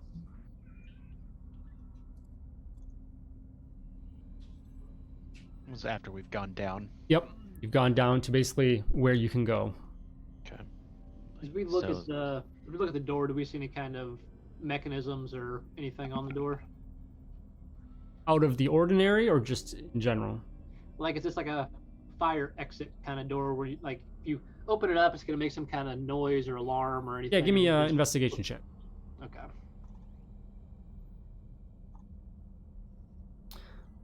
It looks, nothing out of the ordinary.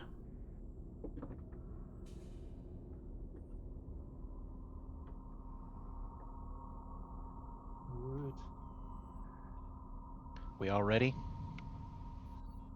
Well, I suggest we slowly open the door and see if we can sneak in, as opposed to bursting in like it's a surprise party for him. You don't want to throw him a Jedi surprise party? Nah, most Jedi I've known haven't been the most fun at parties. Oh, I'm sorry. You've encountered Jedi at parties before? Yeah, I don't know that those were Jedi. I mean, there might be. I don't know. I don't know what the Coruscant Jedi get up to, but we sure as hell don't party at Almas. That's for damn sure. If anyone's partied with a Jedi, it'd be Dak. Yeah, that's a good point. Well, I'm ready. How does everybody look? Like, can I just tell does anybody look hurt? I think everyone was pretty good shape. I thought so too, but I know we did Yeah, I have took- that round of combat. Just Took a little damage. I don't know if we've ever actually had a short rest Yeah, I think- time as we've been cruising around anywhere or not. Yeah, Dak's the only one that I think was a little bit. how low are you? 11 points down.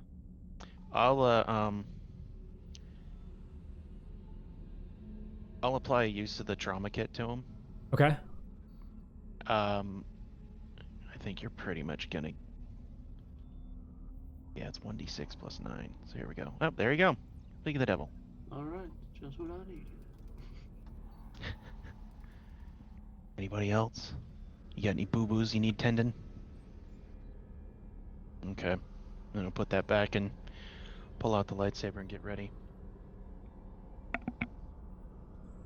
Oh, somebody opening the door. You guys are kind of going sneaky. So, Yes. force push pull lets you have fine motor control over things. Does that include opening a door sneaky? I mean, The you already had a taste of that with the device earlier, so certainly last an time. ability. yeah, I'd last probably time you use tried my to- hand instead. Last time you tried to use the force to cautiously do something, you dropped the box. Alright, then I won't touch the door.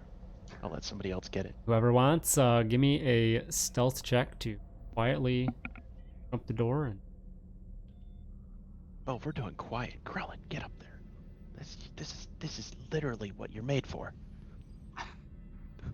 If you insist. And Krellin will lead the way then. Go do this. Drop his wallet full of change. Yup.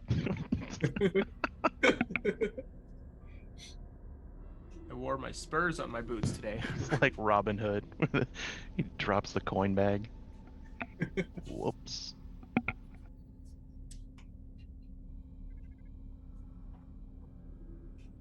all right, yeah, stealth check from you, Krellin. Aye, Captain. All right, the rest of you almost don't even realize that he's opened the door and able to kind of push it open, and you come into a pretty large room. And before stepping in, holding your stillness, doing a quick look around, you see crates, various crates and whatnot, just kind of strewn about, and you do pick up on a few figures. You hear a few murmurs of voices within the room as well.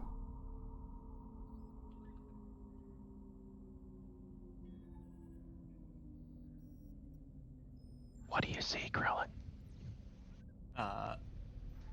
I don't... You do see one figure nearby. There's a closest pile of crates, and there's a figure with his back to you that you can see for sure, and then you can just kind of see, outlines or shadows of others. I will lean back to Valen and just sort of whisper, saying that I see a few figures and I hear some voices up ahead by some crates. Like, we can't tell what they actually look like from here. I mean, the one closest by just looks like a human. Just a human dude. Yeah. Okay. Dak's going to whisper over to the group and say,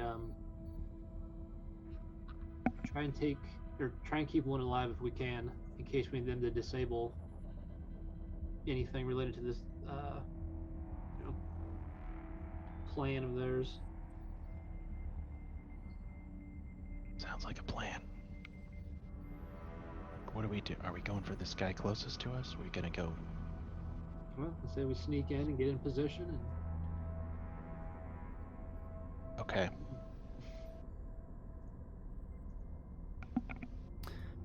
Right. So what's the plan? You guys moving in? They just take out the one guy. So how far is that one guy from where we are now? Like 15 feet? 15, feet. 20 feet. Okay. Like, I can get him from here. I don't need to move, necessarily. And I think the less of us that move, the better. Because they might hear us. if you have a way to take them out, go for it. I have a way to get the party started, but I don't know if it'll take him out.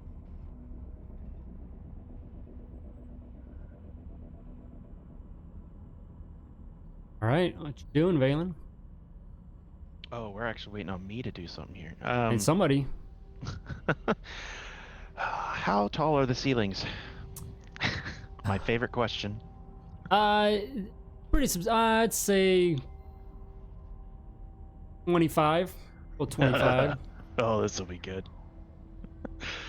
So that guy closest to us, if he doesn't have any clue we're here, this might work. Like, I'm thinking of just... I probably better not. I'm going to... Let's see. Is he within 30 feet of another one of those guys? That other group of 3, or... I can't remember how many it was you said. It's hard to tell from here. Hard to tell. Okay, well... Could be, but hard to tell. I think in the same motion, Valen's going to take the saber and activate it and throw it and do saber throw against that guy closest to us. Okay. All right. Oh, you step up, maintaining, stealth as best as possible. Come forward and you look into the room and you do see the figure there by the boxes. You let the saber fly out. And go ahead and give me an attack roll. All right, the saber goes out and it does. You definitely hear it connect as the figure just lets out a cry and a yelp as it hits, and you can definitely tell that there's some shouts from some other figures in the room. Go to give me damage on that. Okay. And then, because it gets to hit 2 targets, if it's within range, I wanted to try to make it go for another one. Give me a. Okay.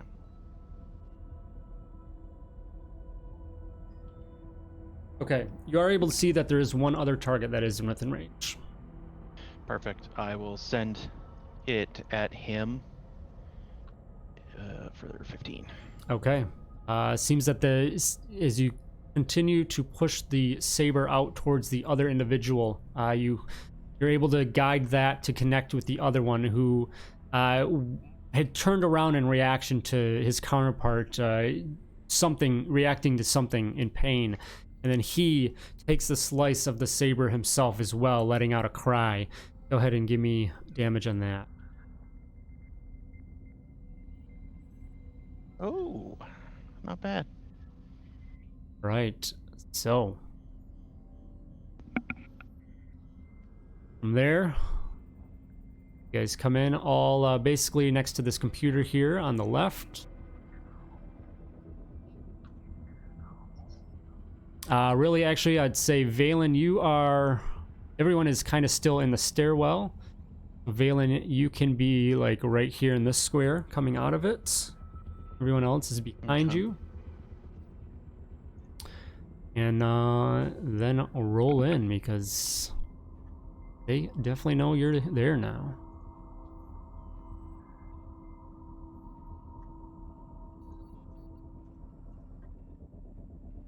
It was a boring conversation anyway.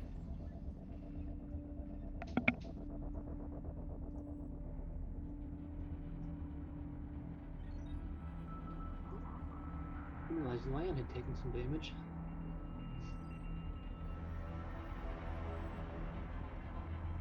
Yeah, I took a small hit in the last fight. No big. Oh, how much did you have? I would have healed you if I had known. I'll be fine. All right.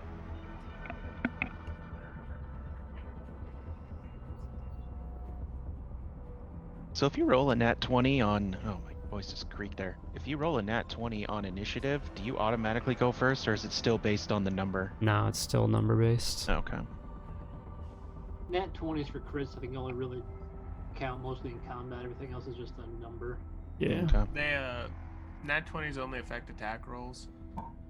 Gotcha. Initiative's technically a dexterity check.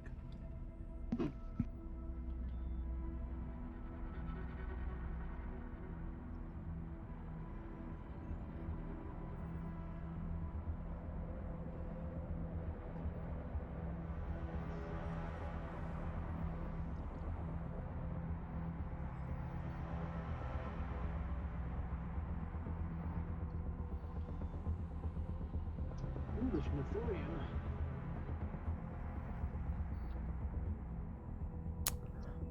Alrighty. So, Valen, you've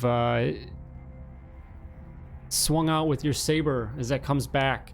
You just hear the chaos of the voices inside this room calling out, and grumbles from the two that have been hit, and then they turn and just say, "Death to the unbelievers!" And looks like they are just turning and ready to engage. Krellin, you are behind Valen, and you can kind of see around him. You can see at least the individual the first individual that Valen went after is turned, kind of has a hand to his side where he was cut, and then he moves to grab a weapon.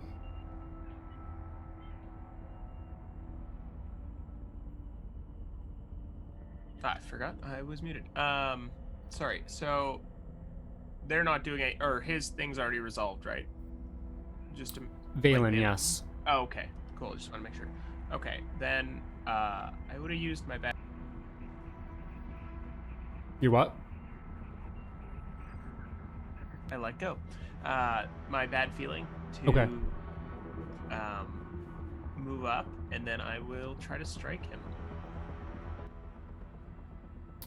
All right, so you rush out, getting a jump on the situation towards the first figure that Valen slashes out.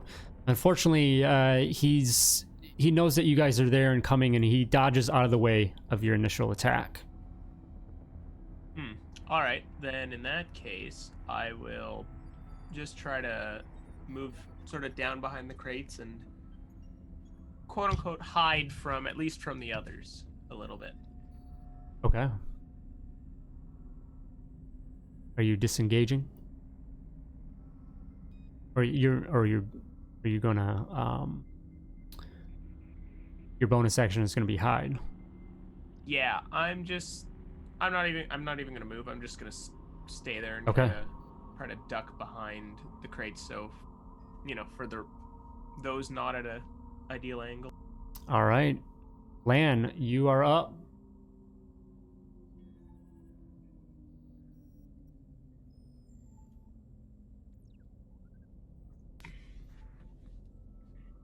You muted? Hey, can you hear me? There you go. Yep.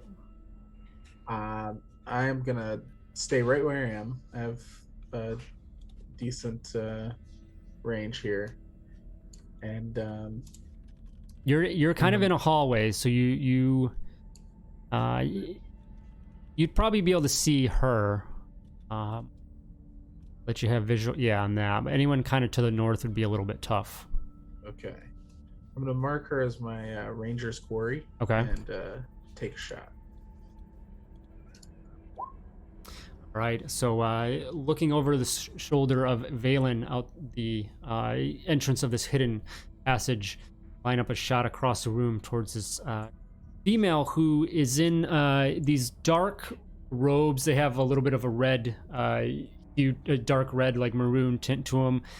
Dark features, dark hair. Who stands over there, and she has her hand out to her side. Looks like she's holding something. And you let out a shot that hits well.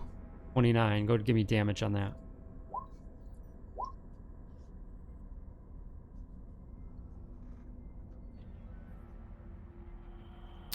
And she is going to actually try and reflect that. You see, as you go and line up the shot, the object in her hand ignites, and you see it's a lightsaber. This bright,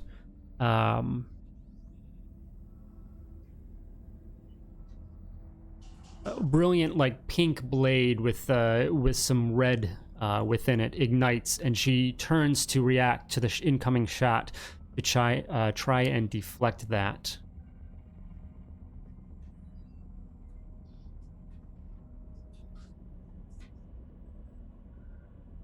Oh, does that go to...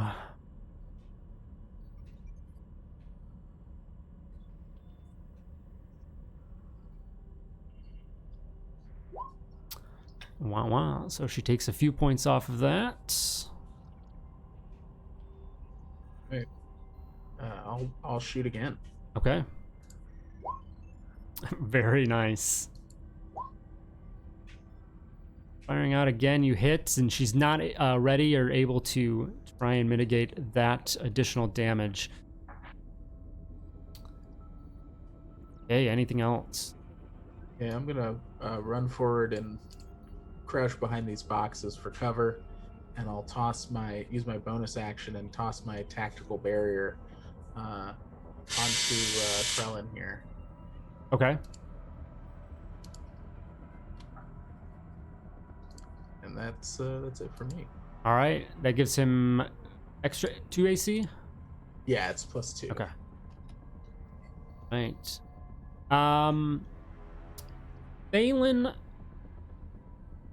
Balin and Lan, give me perception.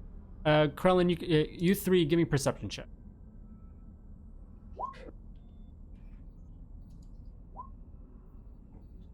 Okay.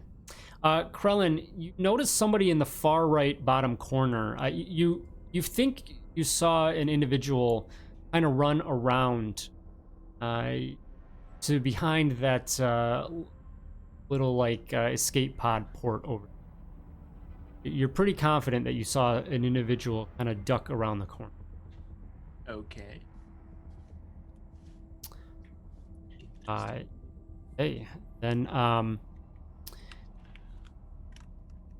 Balin, is you before you get you step out to be engaged, you look towards the likely drawn towards the other lightsaber in the room, and all of a sudden you see that 3 other apparitions of her appear within the room next to her.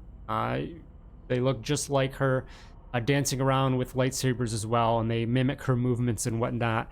She just stands there waving her saber, just looking ready to engage in this fight, looking excited. You are up. Okay. Let's see. How far can I actually get here? Only there.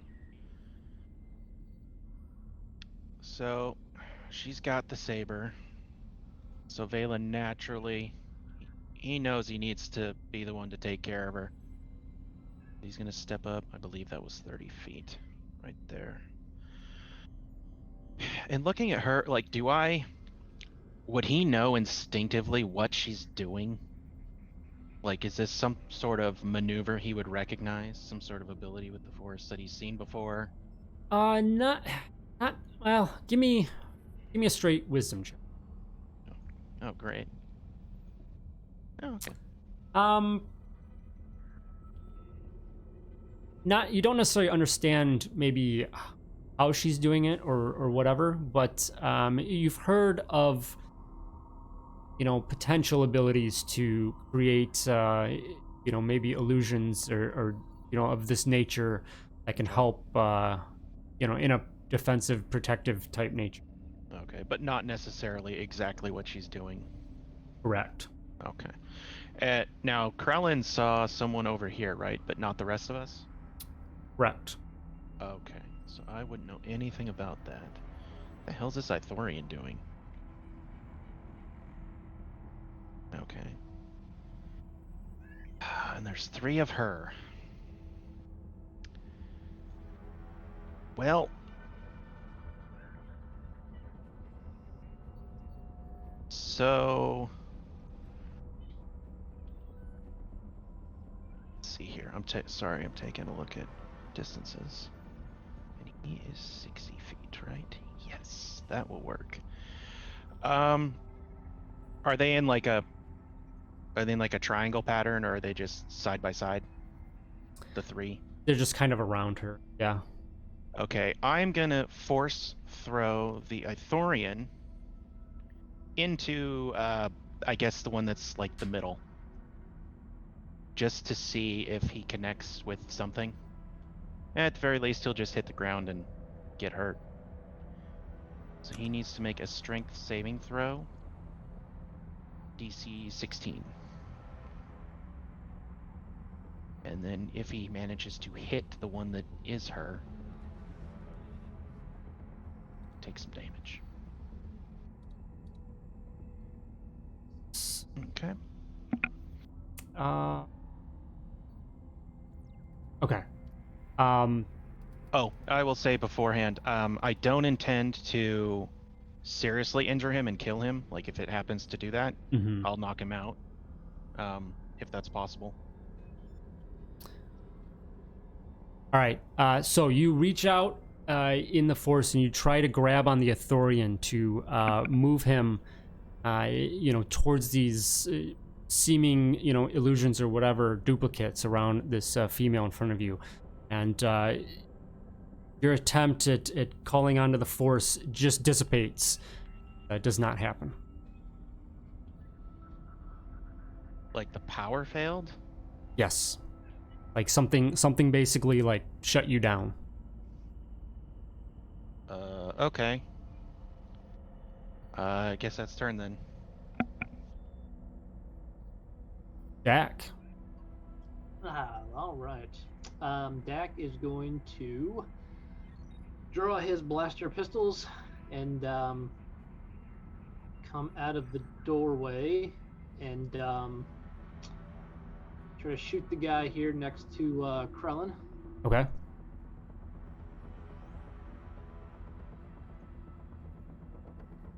All right, rolling out, last one out of the hidden stairwell. You take aim at the closest figure to you, and you do connect with a 19. Give me damage. Takes another strike. He grasps to it in pain again and just yells out to you, "Death to the unbelievers!" He'll fire with his extra attack. Getting another shot. You're able still to connect with a 16. 7. Then I will bonus action follow up with some dual wielding here and see what we can get.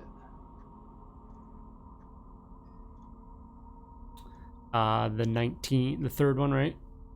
Yeah. Oh, 2 more. They're both 19s. Yep. Yeah. Everything's gone 19. Yeah. Okay, couple more good hits. Another good round of damage.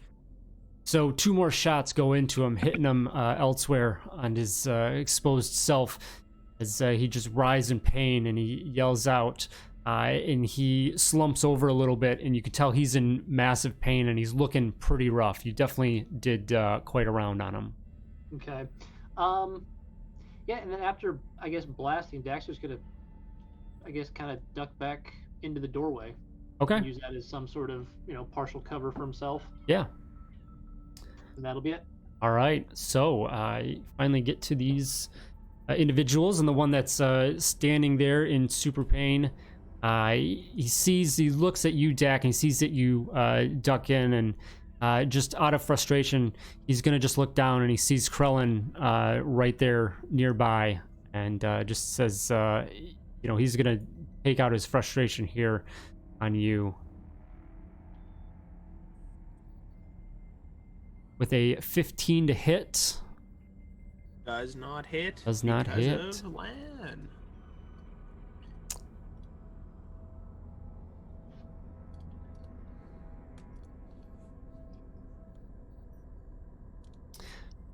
Or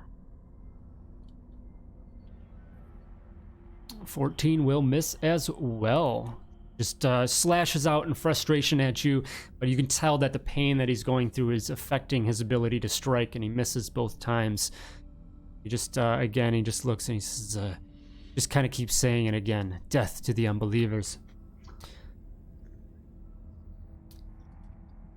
All right, that is his turn, and then his counterpart up here this way is going to run down here towards this crate and lean upside that, maybe gain a little bit of cover, and is going to take a couple shots across the room to you, Valen. 15 on the first one. Yeah, that'll hit, but just he's hit? going to use his reaction to throw up the force shield. Okay. +5 to AC, so I'm at AC of 20 now. Okay. And then he'll fire another shot with a nat 1. That will fail again. Then he's going to use the rest of his movement to duck back behind the crates. And now the female is up, and you can see she has a smile, and all her duplicates smile along with her. She brings her bright pink and red hued blade in front of her. You can tell, she looks out at you, Valen, and says, oh, a worthy opponent like yourself. I'm so pleased. And she just kind of leans forward a little bit into a stance ready to run, and then just dashes towards you, blade out, ready to engage.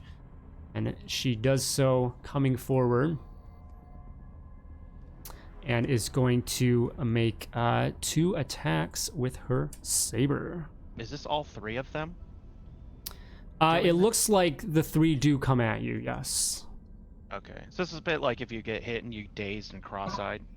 Like, Yeah. the person might be in front of you, but they might be to the side too. You don't know. Okay. But Dax got multiple guns, you can shoot them all.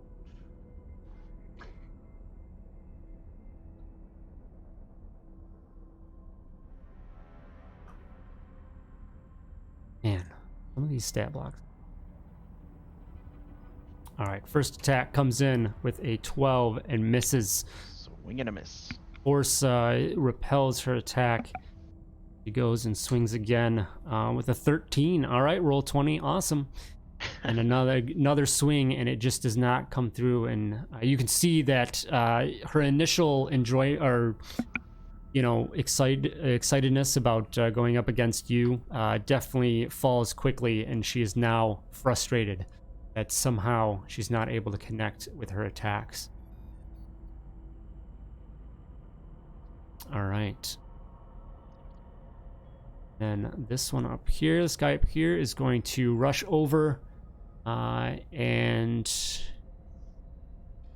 are you ducking like back into the hallway, Dak?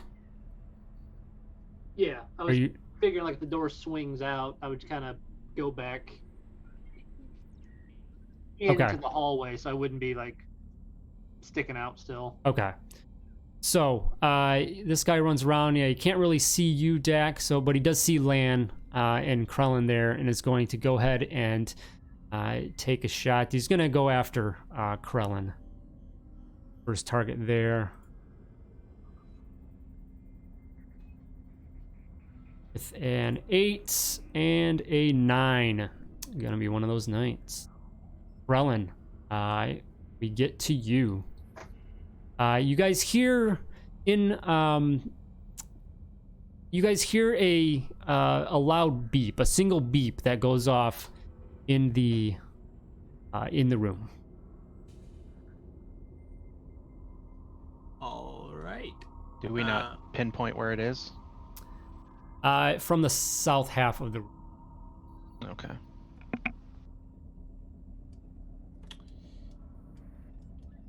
Well, I think. Let me just get this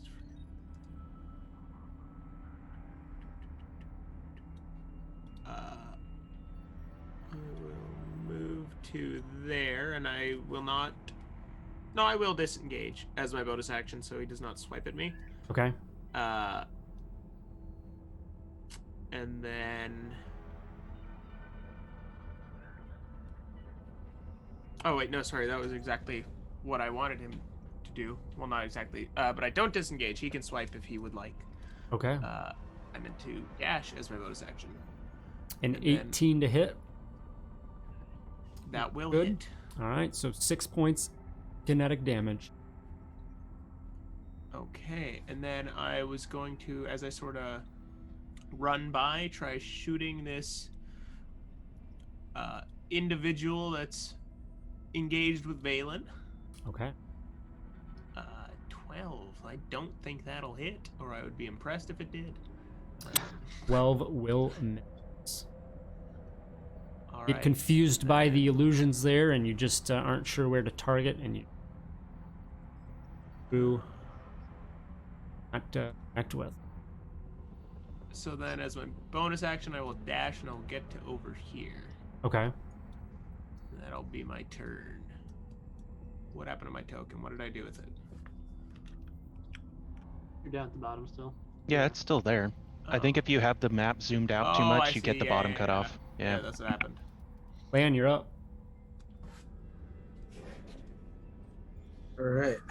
I'm gonna do the same thing as last time. Just keep shooting this crazy Sith Lord here. All right, leaning over the crates, firing out to the lightsaber wielding figure here.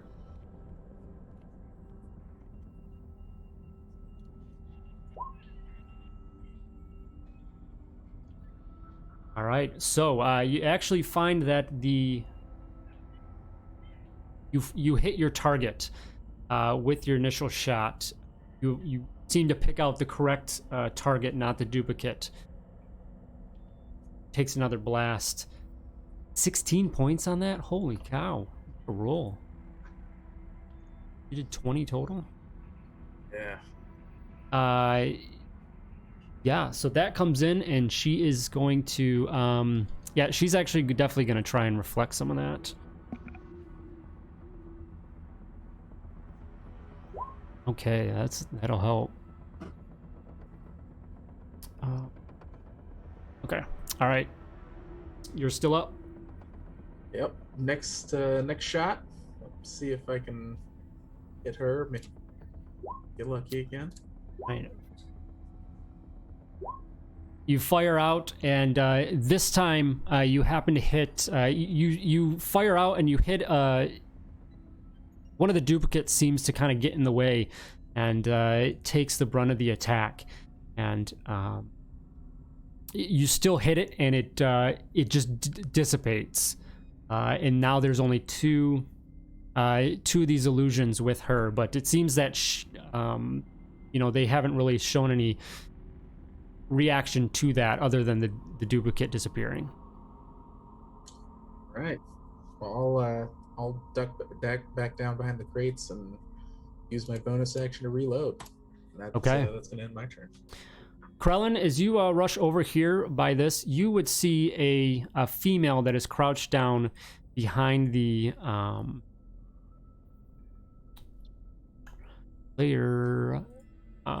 behind the escape pod opening here. It looks like she's intently working on. Okay. Good to know. Right. The Thorian here is just kind of looking around, and he's got his kind of hands up, kind of up and out towards the room. Valen, you Not are up. surrendering. What was that, Dak? So they're not up like I'm surrendering. They're No. up like okay. Kind of out, yeah. So is he like raising the roof or something, or is it he just waving them in the air like some kind of Jedi? Like you just don't care. So can I see? I could see him. He's just that's all he's doing, just waving his hands around. That's Sure as hell not gonna use the Force. He's just gonna. That must have been him that canceled it. Something happened. Would I have known what happened when that happened, or is it just? you just felt like you reached out to try and grab him through the Force, and it just something just kind of cut off your connection. Okay. That could be a couple things, but it's probably only one. But knowing that happened, Valen is not going to try that again. At least not yet. And let me see here. I'm making sure I read this correctly.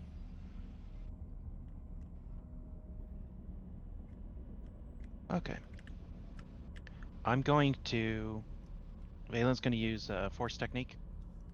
Okay. On her. He'll make. I think it's just a regular attack, isn't it? Yeah, just a with your weapon. melee I'm weapon. Yep. making sure it's not a Force Right. melee weapon. All right, so you lash out with your blade. The duplicate swirling in front of you, causing question of whether you'll hit her or not, and you lash out. Give me damage on the roll. Plus, there's a D8 I've got to add as well. Okay, so you lash out towards the figure in front of you, and it cuts through one of the visions, the illusions of this, and just dissipates. But she shows, seemingly no reaction between the now remaining two images of this. Oh, okay. So I hit one that was the dupe. Okay. Yes. So that's still a miss, right? It's not considered a hit. Well, you hit on the. You hit a thing that doesn't exist. Yeah. Basically. Okay. Let's see, where are we at?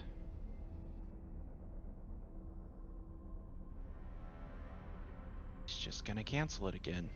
Yeah, I guess I'll stay right where I'm at. So at this time, Krellin, you also hear a female voice from behind you calling out.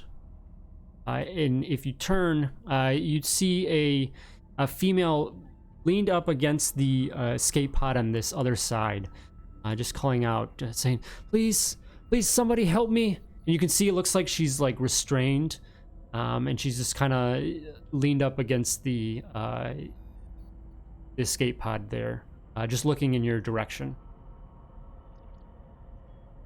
Okay. Dak, you are up. Interesting. You guys, yeah, I was gonna say everyone else can give me a perception check. I think that may change what Dak does if he hears somebody. I would say that everyone is likely going to hear that, to be honest. And actually, so here's what I'll do about, okay.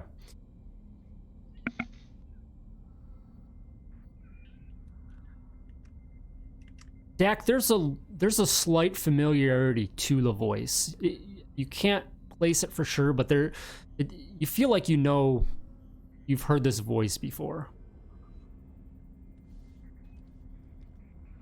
You know the direction it came from. You can't see, obviously.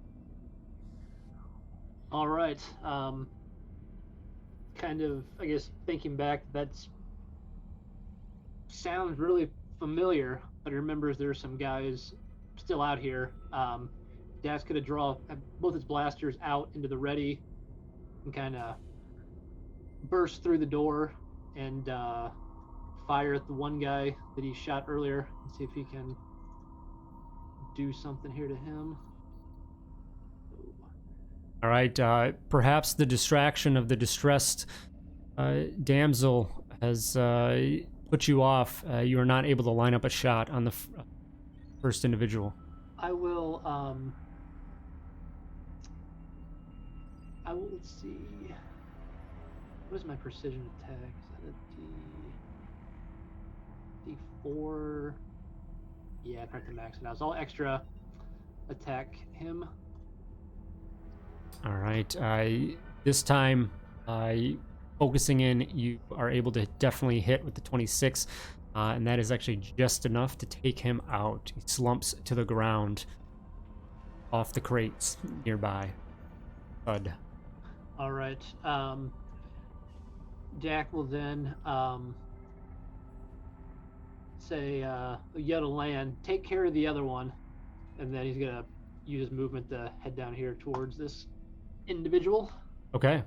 So as you get over there, you see the face of because you've been in Kalaran a couple years, right?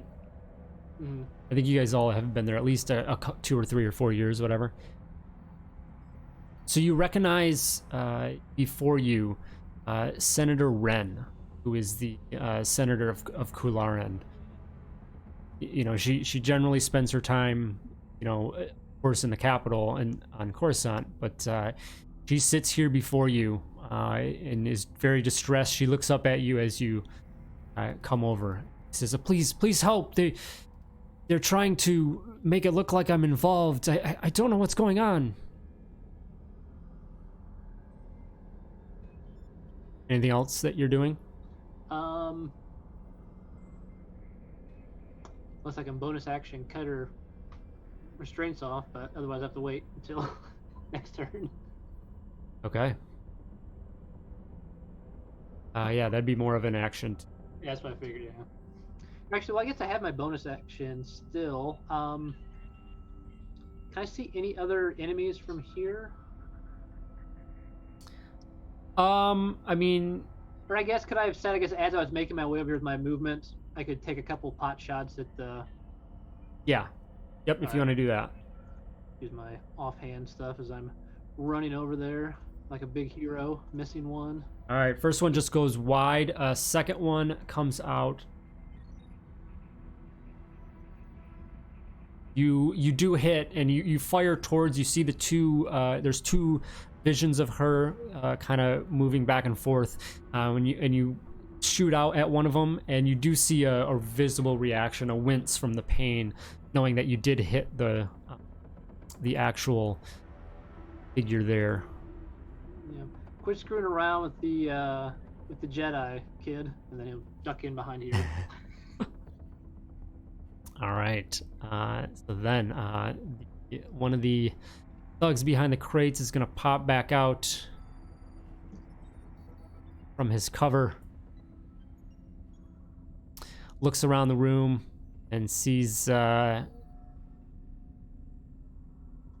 a survey, really just sees that Krellin's kind of on his own there, is going to take a couple shots down towards him. With a nat 1 and a 16. Neither hit. Yeah, Lan, your thing lasts until you turn it off, right? Yeah, Yeah, it concentration. lasts till, or if I get hit and lose it, Yeah, concentration. okay. And he's going to just kind of go back to the crates there. All right, the female is going to... Lightsaber here is going to try again and lash out at Valen.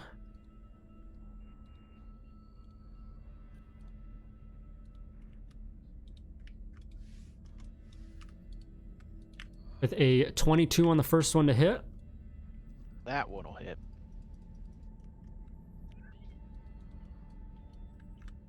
14 points of damage on the first attack. The fuck is she swinging with a club? And then she looks, and with a grin, seeing that she is now able to cut into strikes again with a 16. I'm gonna use Force Shield. Okay. Pop that back up. As she goes to try and connect with the second one, you see the frustration immediately as something prevents the attack from finding purchase. And there's frustration and then a grin of clever move, and she just looks at you and says, "You all will not win. We are already well on our way to completing our task." And all right, this guy up here is going to come down and go after Mr. Jolt by with his blaster pistol. Couple shots coming to you, Lan, with a 9 and a 13. Just beautiful. All right, Krellin, you are up. You guys hear another beep go off in the room. From the same direction as last time? Yes. Okay.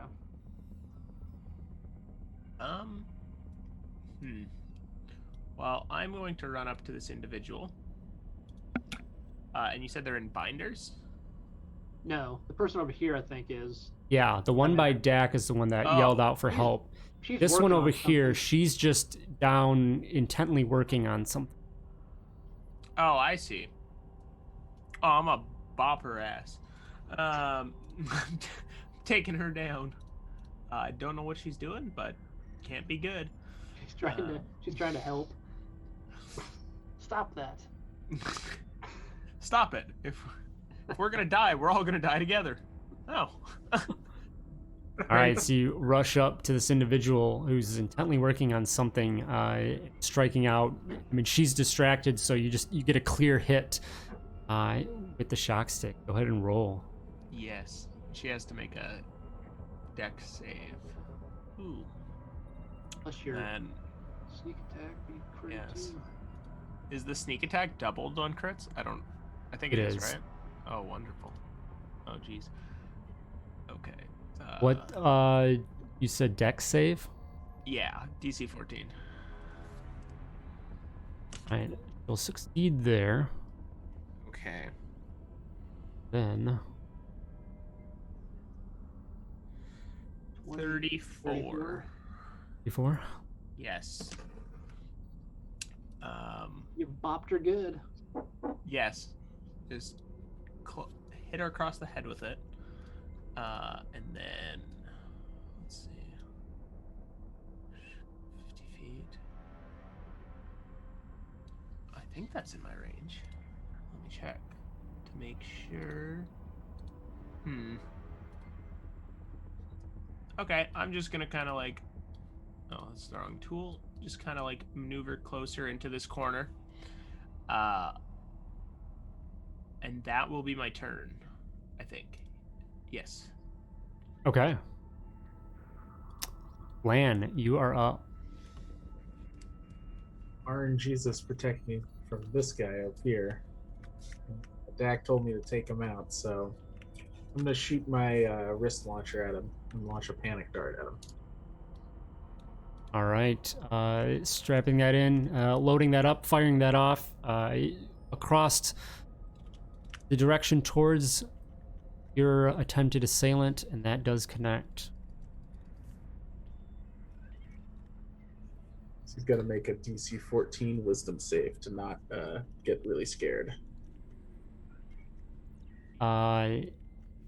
Wisdom? Yeah, he'll fail that. Does he also take that 3? Yeah, And then is frightened of you? yeah.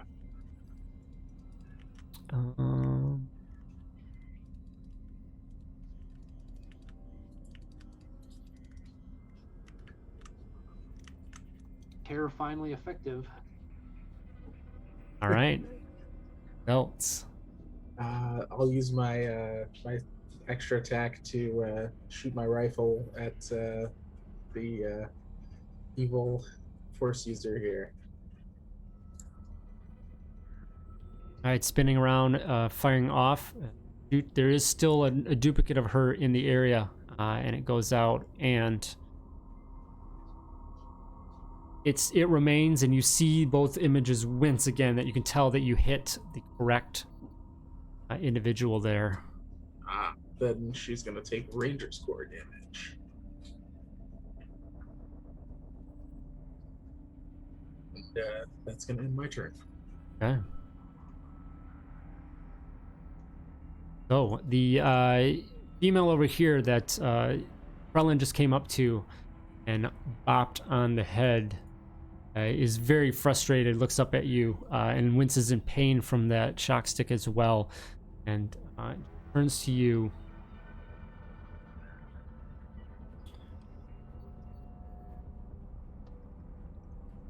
And taps into her wrist, turns towards you, and launches something at you, hitting you in the chest.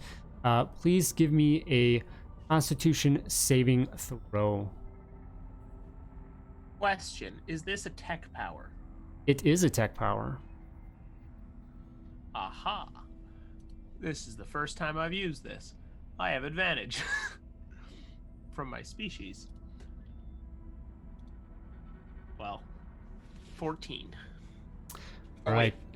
Sorry, maybe I don't actually. Is it? I don't think it's on con saves. It's only. Is it only on? Yeah, that's right. I think it's Dex and Intelligence. Sorry, that's my bad. Okay. Right. All right. Never used it, so I wasn't. So this dart flies out and hits you in the chest, and you try and push against this thing, but immediately something within, a poison or something, consumes you, and you just feel yourself lock up and into a paralysis. You cannot currently move. That's unfortunate. So you cannot move or speak. You stand there. And then she immediately goes back to working on whatever she was doing.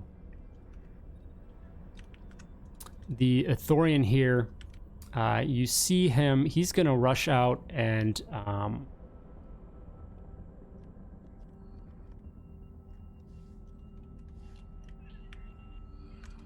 he's gonna run around and just kind of yell. He says something out in Ithorese that I don't know if anybody can understand.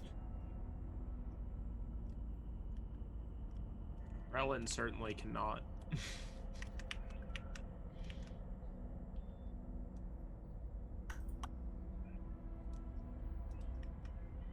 But he looks towards you, Valen, and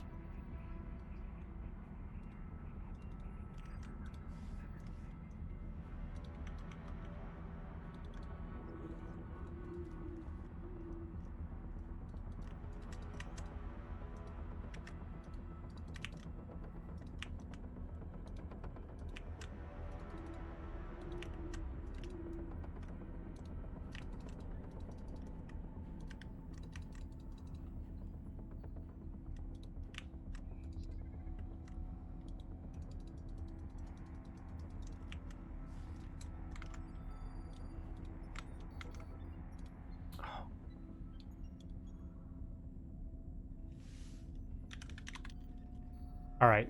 So he comes around and he yells something out into the room, and he looks towards you, Valen, and makes an attack towards you.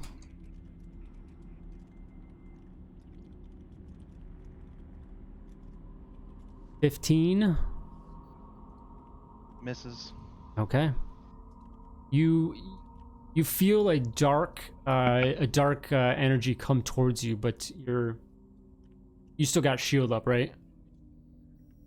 Yeah, that's what it gives me. Okay, I think yeah. I So have the AC 20. force shield kind of pushes that way, and you feel that dissipate that. The Ithorian just looks frustrated there. All right, you are up.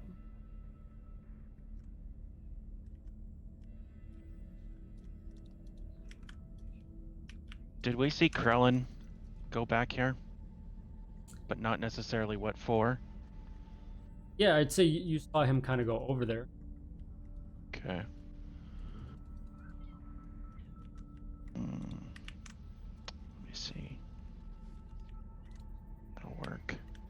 It has to hit her first to even do the second one, so that's not even a guarantee.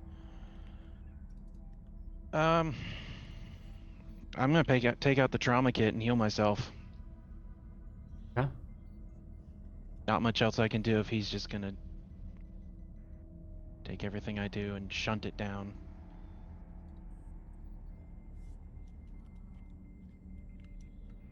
And then you can move around people. Like I can go from there to there Yes. without doing opportunity. Okay. That's Yep. yeah, that's it. Okay. All right, so Senator Wren here sees you come over, Dak, and you can see that she's very appreciative that you're here, and I mean, she's still worried, and she's hopeful that you'll help her out. She says, "Thank you. They came in, they kidnapped me, and I don't know what they're doing here, but they're gonna put me. They're doing something."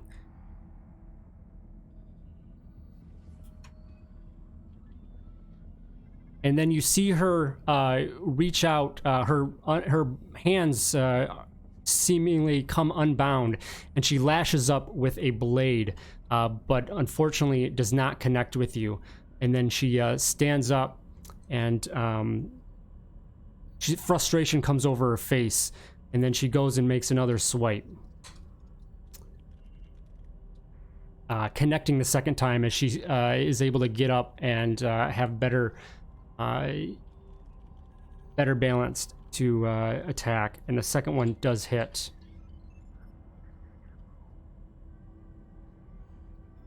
Doing 8 kinetic damage there. But please give me a Constitution saving throw. Is that to me? To Dak.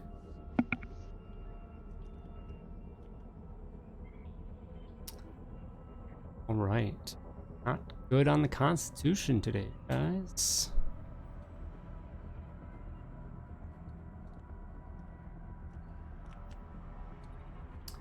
All right. After you feel the initial cut from the blade, and then as she pulls that away, something else, it seems that the cut burns, and it then pulses, and it starts to expand in the wound further and further, and you realize that there was a little bit more to this than just the blade. As you take 16 points of poison damage, it seeps in from the blade. And then she's going to attempt to run by you. Actually, she's going to go the other way. So you can take an opportunity attack if you want.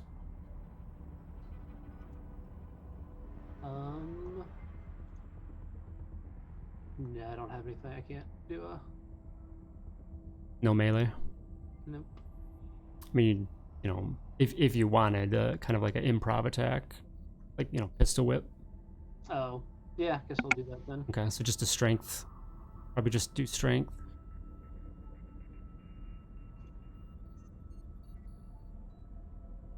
Unfortunately, you lash out at her. The pain really gets at you, and you just kind of hit some of her armor, it seems, that she had, and it doesn't bother her, and she starts rushing away. You are up. Oh, all right. I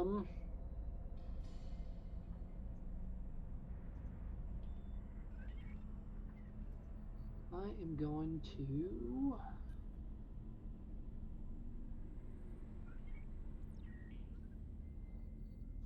It's a bonus action. I will use a med pack on myself, Okay.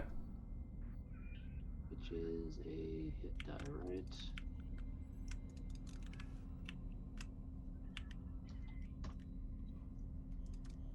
Okay.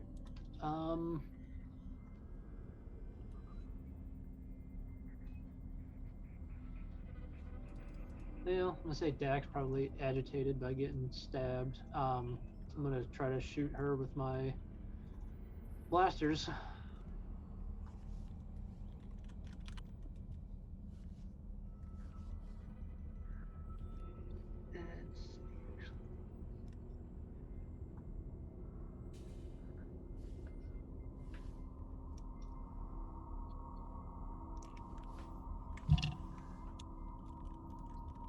It's actually, I'm gonna use the my silver tongued ability.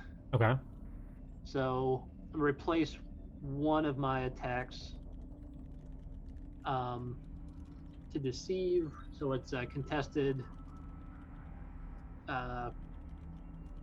deception versus insight. Okay.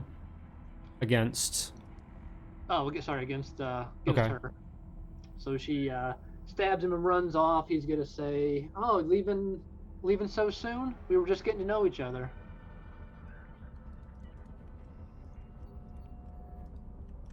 Yeah, she will fail. All right, so that gives me advantage rolls until the end of my next turn against her. So I'm gonna use my extra attack with advantage to try and blast her.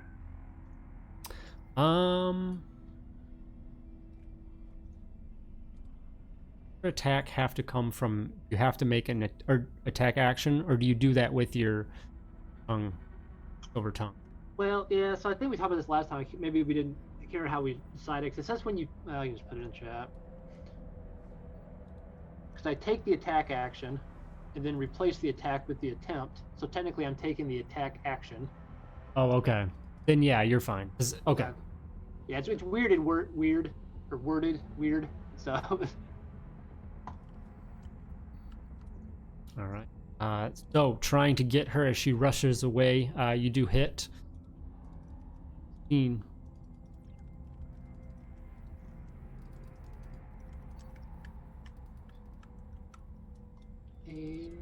that will that will just move, yeah, right over here. That'll be it. Okay. Right, this thug up here is going to come out, and take a couple shots at Valen.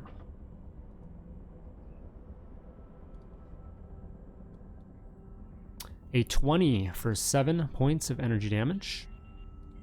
That hits. And a nat 20 And I'm dead. for 14. You're dead after that? 21 total. Aren't you at 31? Yeah, but it'll be down soon enough, so. Okay, 21 down, so. Yep. 10. And then he tucks back in. And then the Sith is up. Or not the Sith, but just the female lightsaber here is turns and sees that you've been weakened. You definitely, there's no concern that somebody else has helped out. She's here to do what she needs to do, and is going to go ahead and lash out with her blade with a 21.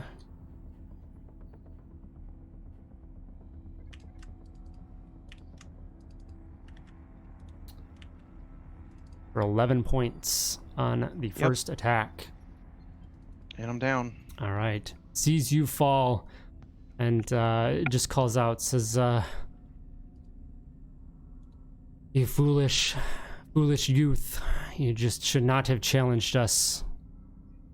He looks around the room, and he's then going to rush over to Lan and come up to you, and is going to then strike out at you with a 7. Will not be able to connect. And this one up here is frightened, so he cannot. Disadvantage while you're in sight, can't move closer to you. Is going to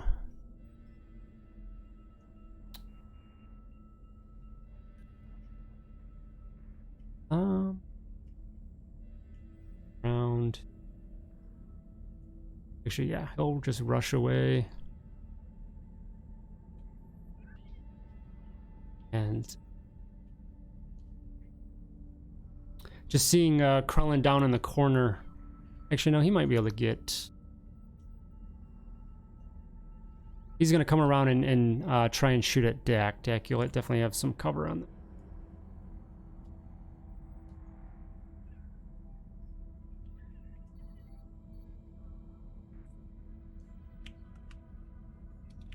Nat 1 and a 7. Beautiful. Right. At the end of your turn, Krellin, you can make another Constitution saving throw. All right. 1 second. What did I do with my sheet? Con save. You're able to push through and shake off the paralysis, and you come out and you regain use of your appendages and whatnot, and you're standing now over top of the female. She seems, as you come to, you see that she's back focused on whatever she's working on, not paying any attention to you, just assuming that she's taking care of you. You guys all hear another audible beep. This time, there are lights that, there are other lights that seem to come on the escape pods that weren't there now, that are blinking. Lan, you are up. Oh, this isn't good. Okay, first of all, land bonus action Colto Pack on Valen for 6 healing. Okay, thank you. And I can attack at point blank range, so I'm shooting the Jedi. Okay. All right. Maybe not. Up in your face and distracted, there is the other duplicate still hovering nearby her. It's tough for you to line up the shot, and you just miss wildly. Good thing I've got extra attack. Try again. The next one will go out, and you fire and you hit something, but you don't see any reaction from her as one of the duplicates dissipates. So you hit one of the duplicates, but it does not hit her, unfortunately. Okay. Lan, Yeah. shouldn't your extra attack have the same modifier as your regular attack? No, because I have this sharpshooters routine Oh, when okay. they redid the scout. Yeah. Okay. I was like, that's weird that you had different modifiers, because attack and extra attack usually are both your Yeah. So I gotcha. Anything I else, get to add Lan? my intelligence. No, I don't want to get an opportunity attack, so I'm going to stay right there. Okay. Working away. This guy is going to... He turns and he's going to look at... He's going to look around the room, and he yells something out in Ithorian again, and is going to look... he sees Valen. Looks like Valen is come to life a little bit again. Is going to lash out with a 13 and will not connect again. Does your battle precog drop when you die? I'm checking that now. I would say everything does. I would think it would, right? I mean, I don't Yeah. know. Oh, wait, is it concentration or no? It's not concentration, it's just up for 8 hours. Here, I'll post it. And it says until it ends. Has no effect by wearing armor. Doesn't specifically say. But Does it? if you go incapacitated, thing. You sure? I don't know. I know it's on the power block, that's it.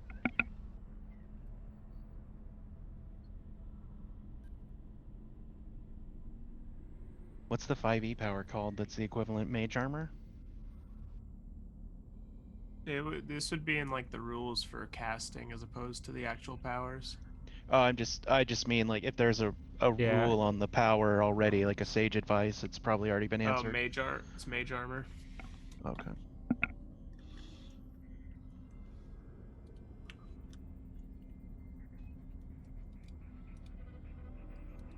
I think some specifically state they you lose them if you go incapacitated. I thought. Maybe I'm thinking of something else.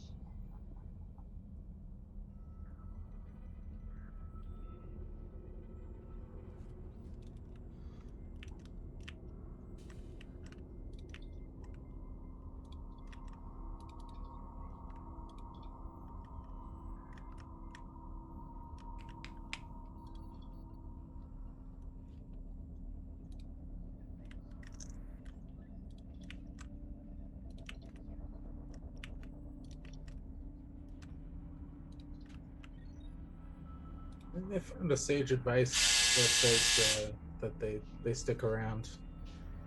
Yeah. Yeah. Okay, I can that's look fine. it. Yeah. Okay. All right, Valen, you are up. Would like it's the Maddox that missed anyway, but would that guy have disadvantage on trying to hit him from range because he's prone? I mean, it is a ranged attack. I mean, I missed either way, but Yeah. It's, I, I guess technically, yeah. So, Valen, you're up. Yeah, I'm trying to think of what to do.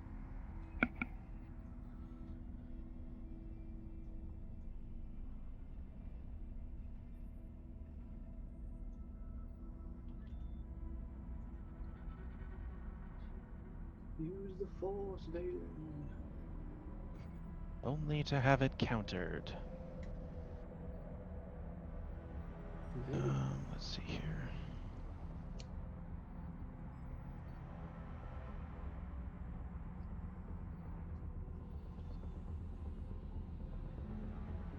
Oh, so close.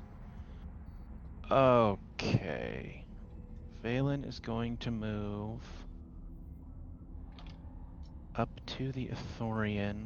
I gotta make sure I have this right. Perfect. So what are these? That's the turbo lift. The top one's the turbo lift. These bottom two are escape pod. Okay, and these are just crates? Mm-hmm. Okay. And I'm gonna run up on the Ithorian. My full 30 feet, and I'm gonna smash down with force repulse. Okay. Level 3? Yeah. Okay. Not happen. Build up the call to the force, and it just dissipates as soon as you come down, attempting to push out against the enemies around you. Alright, and I'll take a med pack as a bonus action.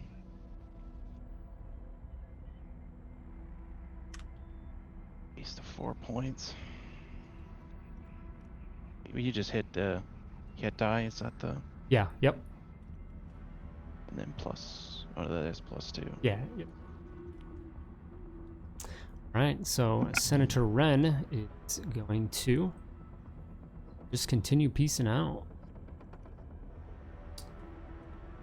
Gonna dash.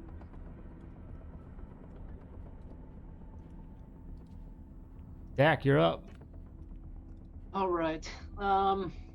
Dak keeps hearing the beeping and is getting slightly concerned with what's going on over here. So he's going to turn his attention to Krellin's friend and let's see.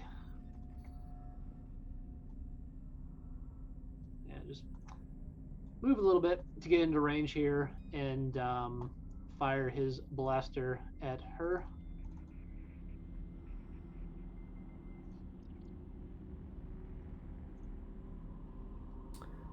Right, with her focused again on her task, you're able to line up a good targeted shot, hitting well.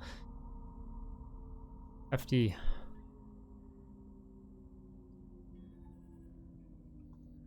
Then pulls back from what she's doing, her attention now drawn in pain for the first hit. All right, we'll follow up with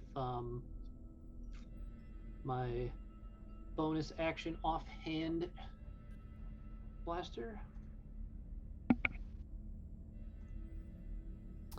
And again, you're able to catch her Right on target. Cries out in pain once again. She looking fairly rough, or Getting down there. Definitely getting down there, but okay? third shot again. Good target practice here. This one really just hits her in a soft spot, and she lets out a heavy cry. That definitely was a massive hit compared to her overall condition. All right, then I will extra attack. And the last one hits again, and again another massive hit. She is down to barely anything. She looks super, super rough. Okay, I am going to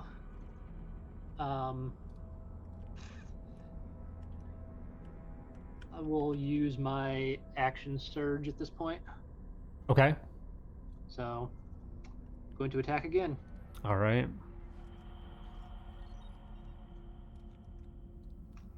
And I will throw precision on if that misses. Yes, it will, but adding on will allow it to hit. So, how do you take her out? All right. Yeah, so Dak, with both his blasters drawn, moves into range and just unleashes a volley with both blasters firing at the same time, just seeing each one hit time and time again, trying to drive her back with the force of the blast away from the console. And then the final one readies and takes dead aim and hits her square in the chest and watches her fall to the ground in front of Krellin. All right, she slumps over. Just the wounds still almost smoldering off of her as this barrage of fire, blaster fire, pierced into her. Still some tools in her hands. She falls lifeless. Anything else, Dak? Yes, because I have extra attack again since I action surged here. So I will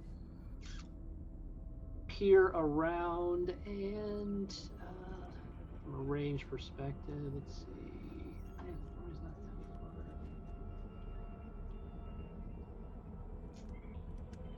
Yeah, I'm gonna say I'm concerned. I see Valen up there. He's looking kind of rough, and don't want to see him in too much trouble. So I'll take my extra attack shot towards the Athorian here. Okay.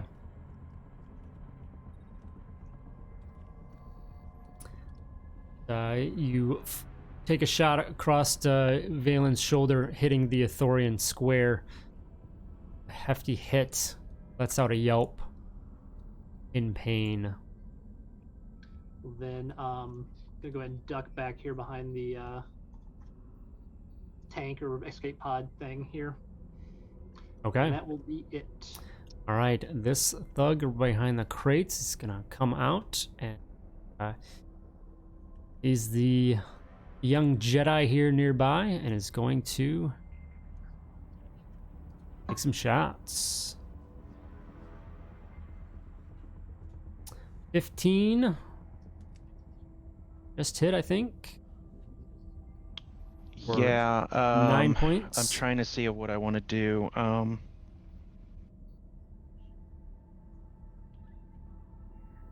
gonna activate the last force shield. Okay. So that puts you up to what? 20. That'll miss. Okay.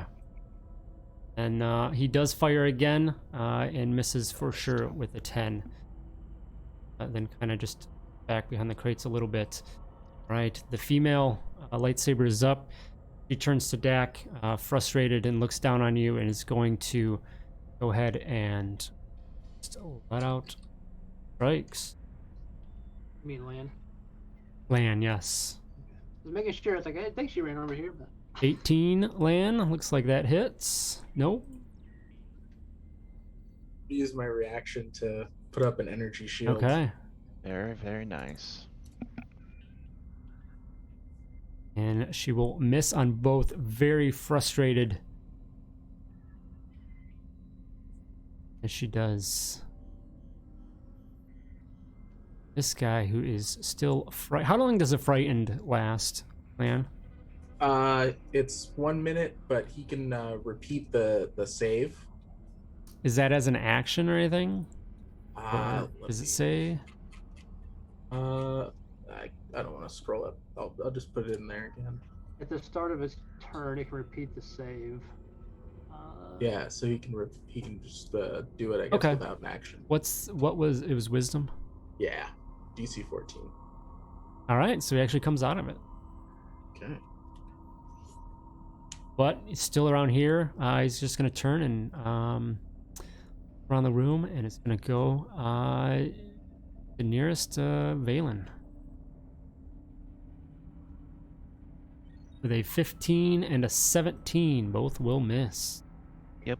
Relin, you are up. You guys all hear one last beep go off in the room.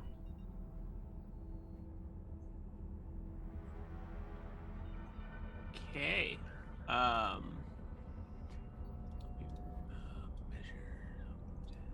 we able to tell where the beep, like, since Krellin and I are down here towards this part of the room, I guess more specifically where the beep's coming from now? From the escape pod, so you hear it very clearly, Dak. Like it's coming from this escape pod. Yeah, from both of them, yeah. Krellin, Oh, one okay. near you as well, and now there's lights on there that are blinking. Can as well. Can I interact with it like in some way, like try to figure out? I mean, what's you can going on? you can see that she was clearly working on a some sort of a technical system, computer system of the escape pod. So yeah, if you want to do something there, Sure. What would that be? you can give me a slicer's kit check if you want to kind of poke around. Okay. 16. All right, so you dig in there and you see that whoever this was, she was definitely working on something with these, with the escape pod that was getting them set up to.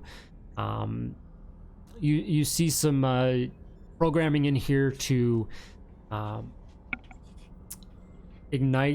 ignite, but it's another thing a bomb does. Set off a bomb or explosions, trigger some explosions within this thing.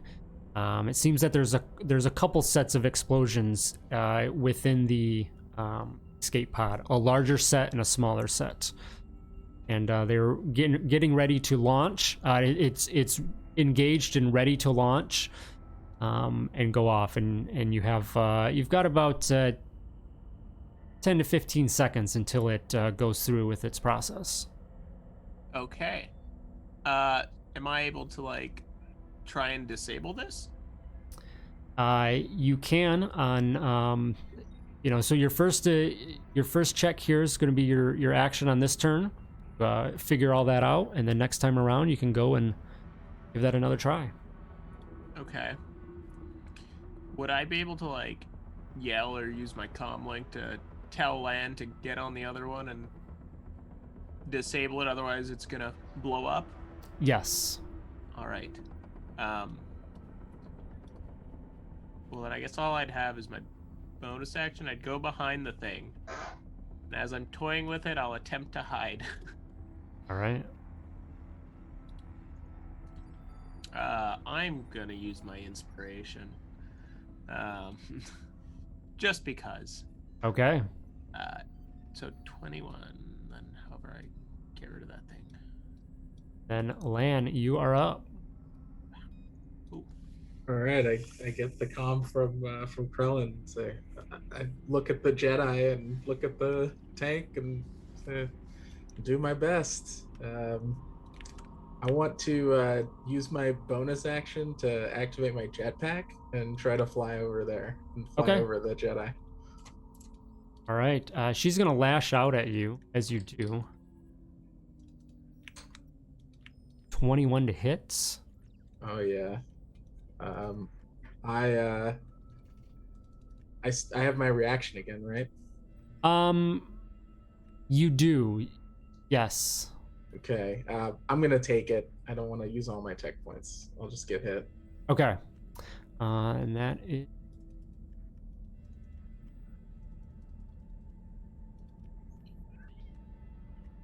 16 as she cuts in deep to a raw spot. Oof. Duros on your Duros hide. Alright, I need to make a con save, see if I keep. Yes, okay. Okay, what's that one for? That's just to keep concentration on the shield on. Oh, you had that on. Sorry, you had that on. I thought you had it on Valen, so I turned off your. Okay. Yeah. Okay. Yep. Yeah, that passes, so you're good there. All right. So that's your movement. Yeah, you're up. Okay. I will try to slice this one. All right. So you tap in. Give me a slices check. Okay. So you get into this one, and you, whether kind of Krellin calling out, you tap in, and you're able to get in there and definitely work on disabling the systems in here. You're fairly confident that one more quick round to get in there and do it, you'll be able to take care of it no matter what. Okay. I tell Dak to cover me and get right to it. That ends my turn. All right, the Ithorian, who looks a little bit concerned now, seeing that you guys seem to have a little bit of the upper hand on the situation, a little bit. Being pests in somewhat, and his counterpart, the female, is not maybe doing the best. The Ithorian looks down to you, Valen, and puts a hand out, striking out to you. Oh, come on. You've got something up, Valen? Yeah, 14's gonna miss. It'll miss anyway if I don't. Yeah, that thing should still be active until next turn, actually. All right.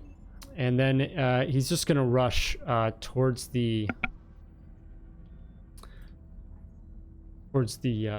lift here, so you Not can without have getting an me upper swinging attack. at him. I'm going for the tendons. There we go. Right.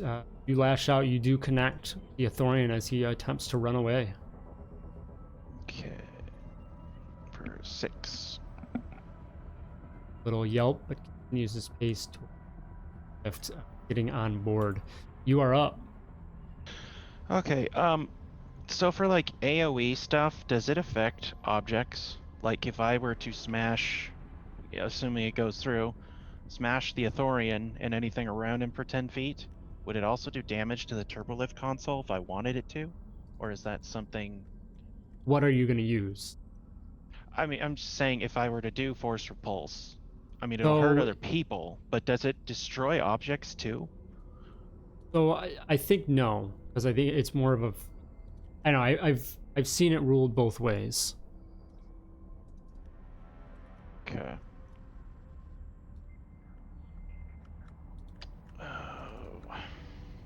But I think generally it's like a concentrated force energy that you just lash out at specific creatures. Okay. Can you activate the turbo lift from inside of it? I mean, I assume you can, but Yeah. push him out of it and take it away.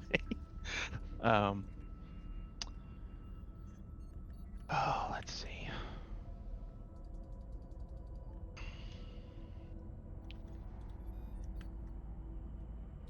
Let me see how twin works.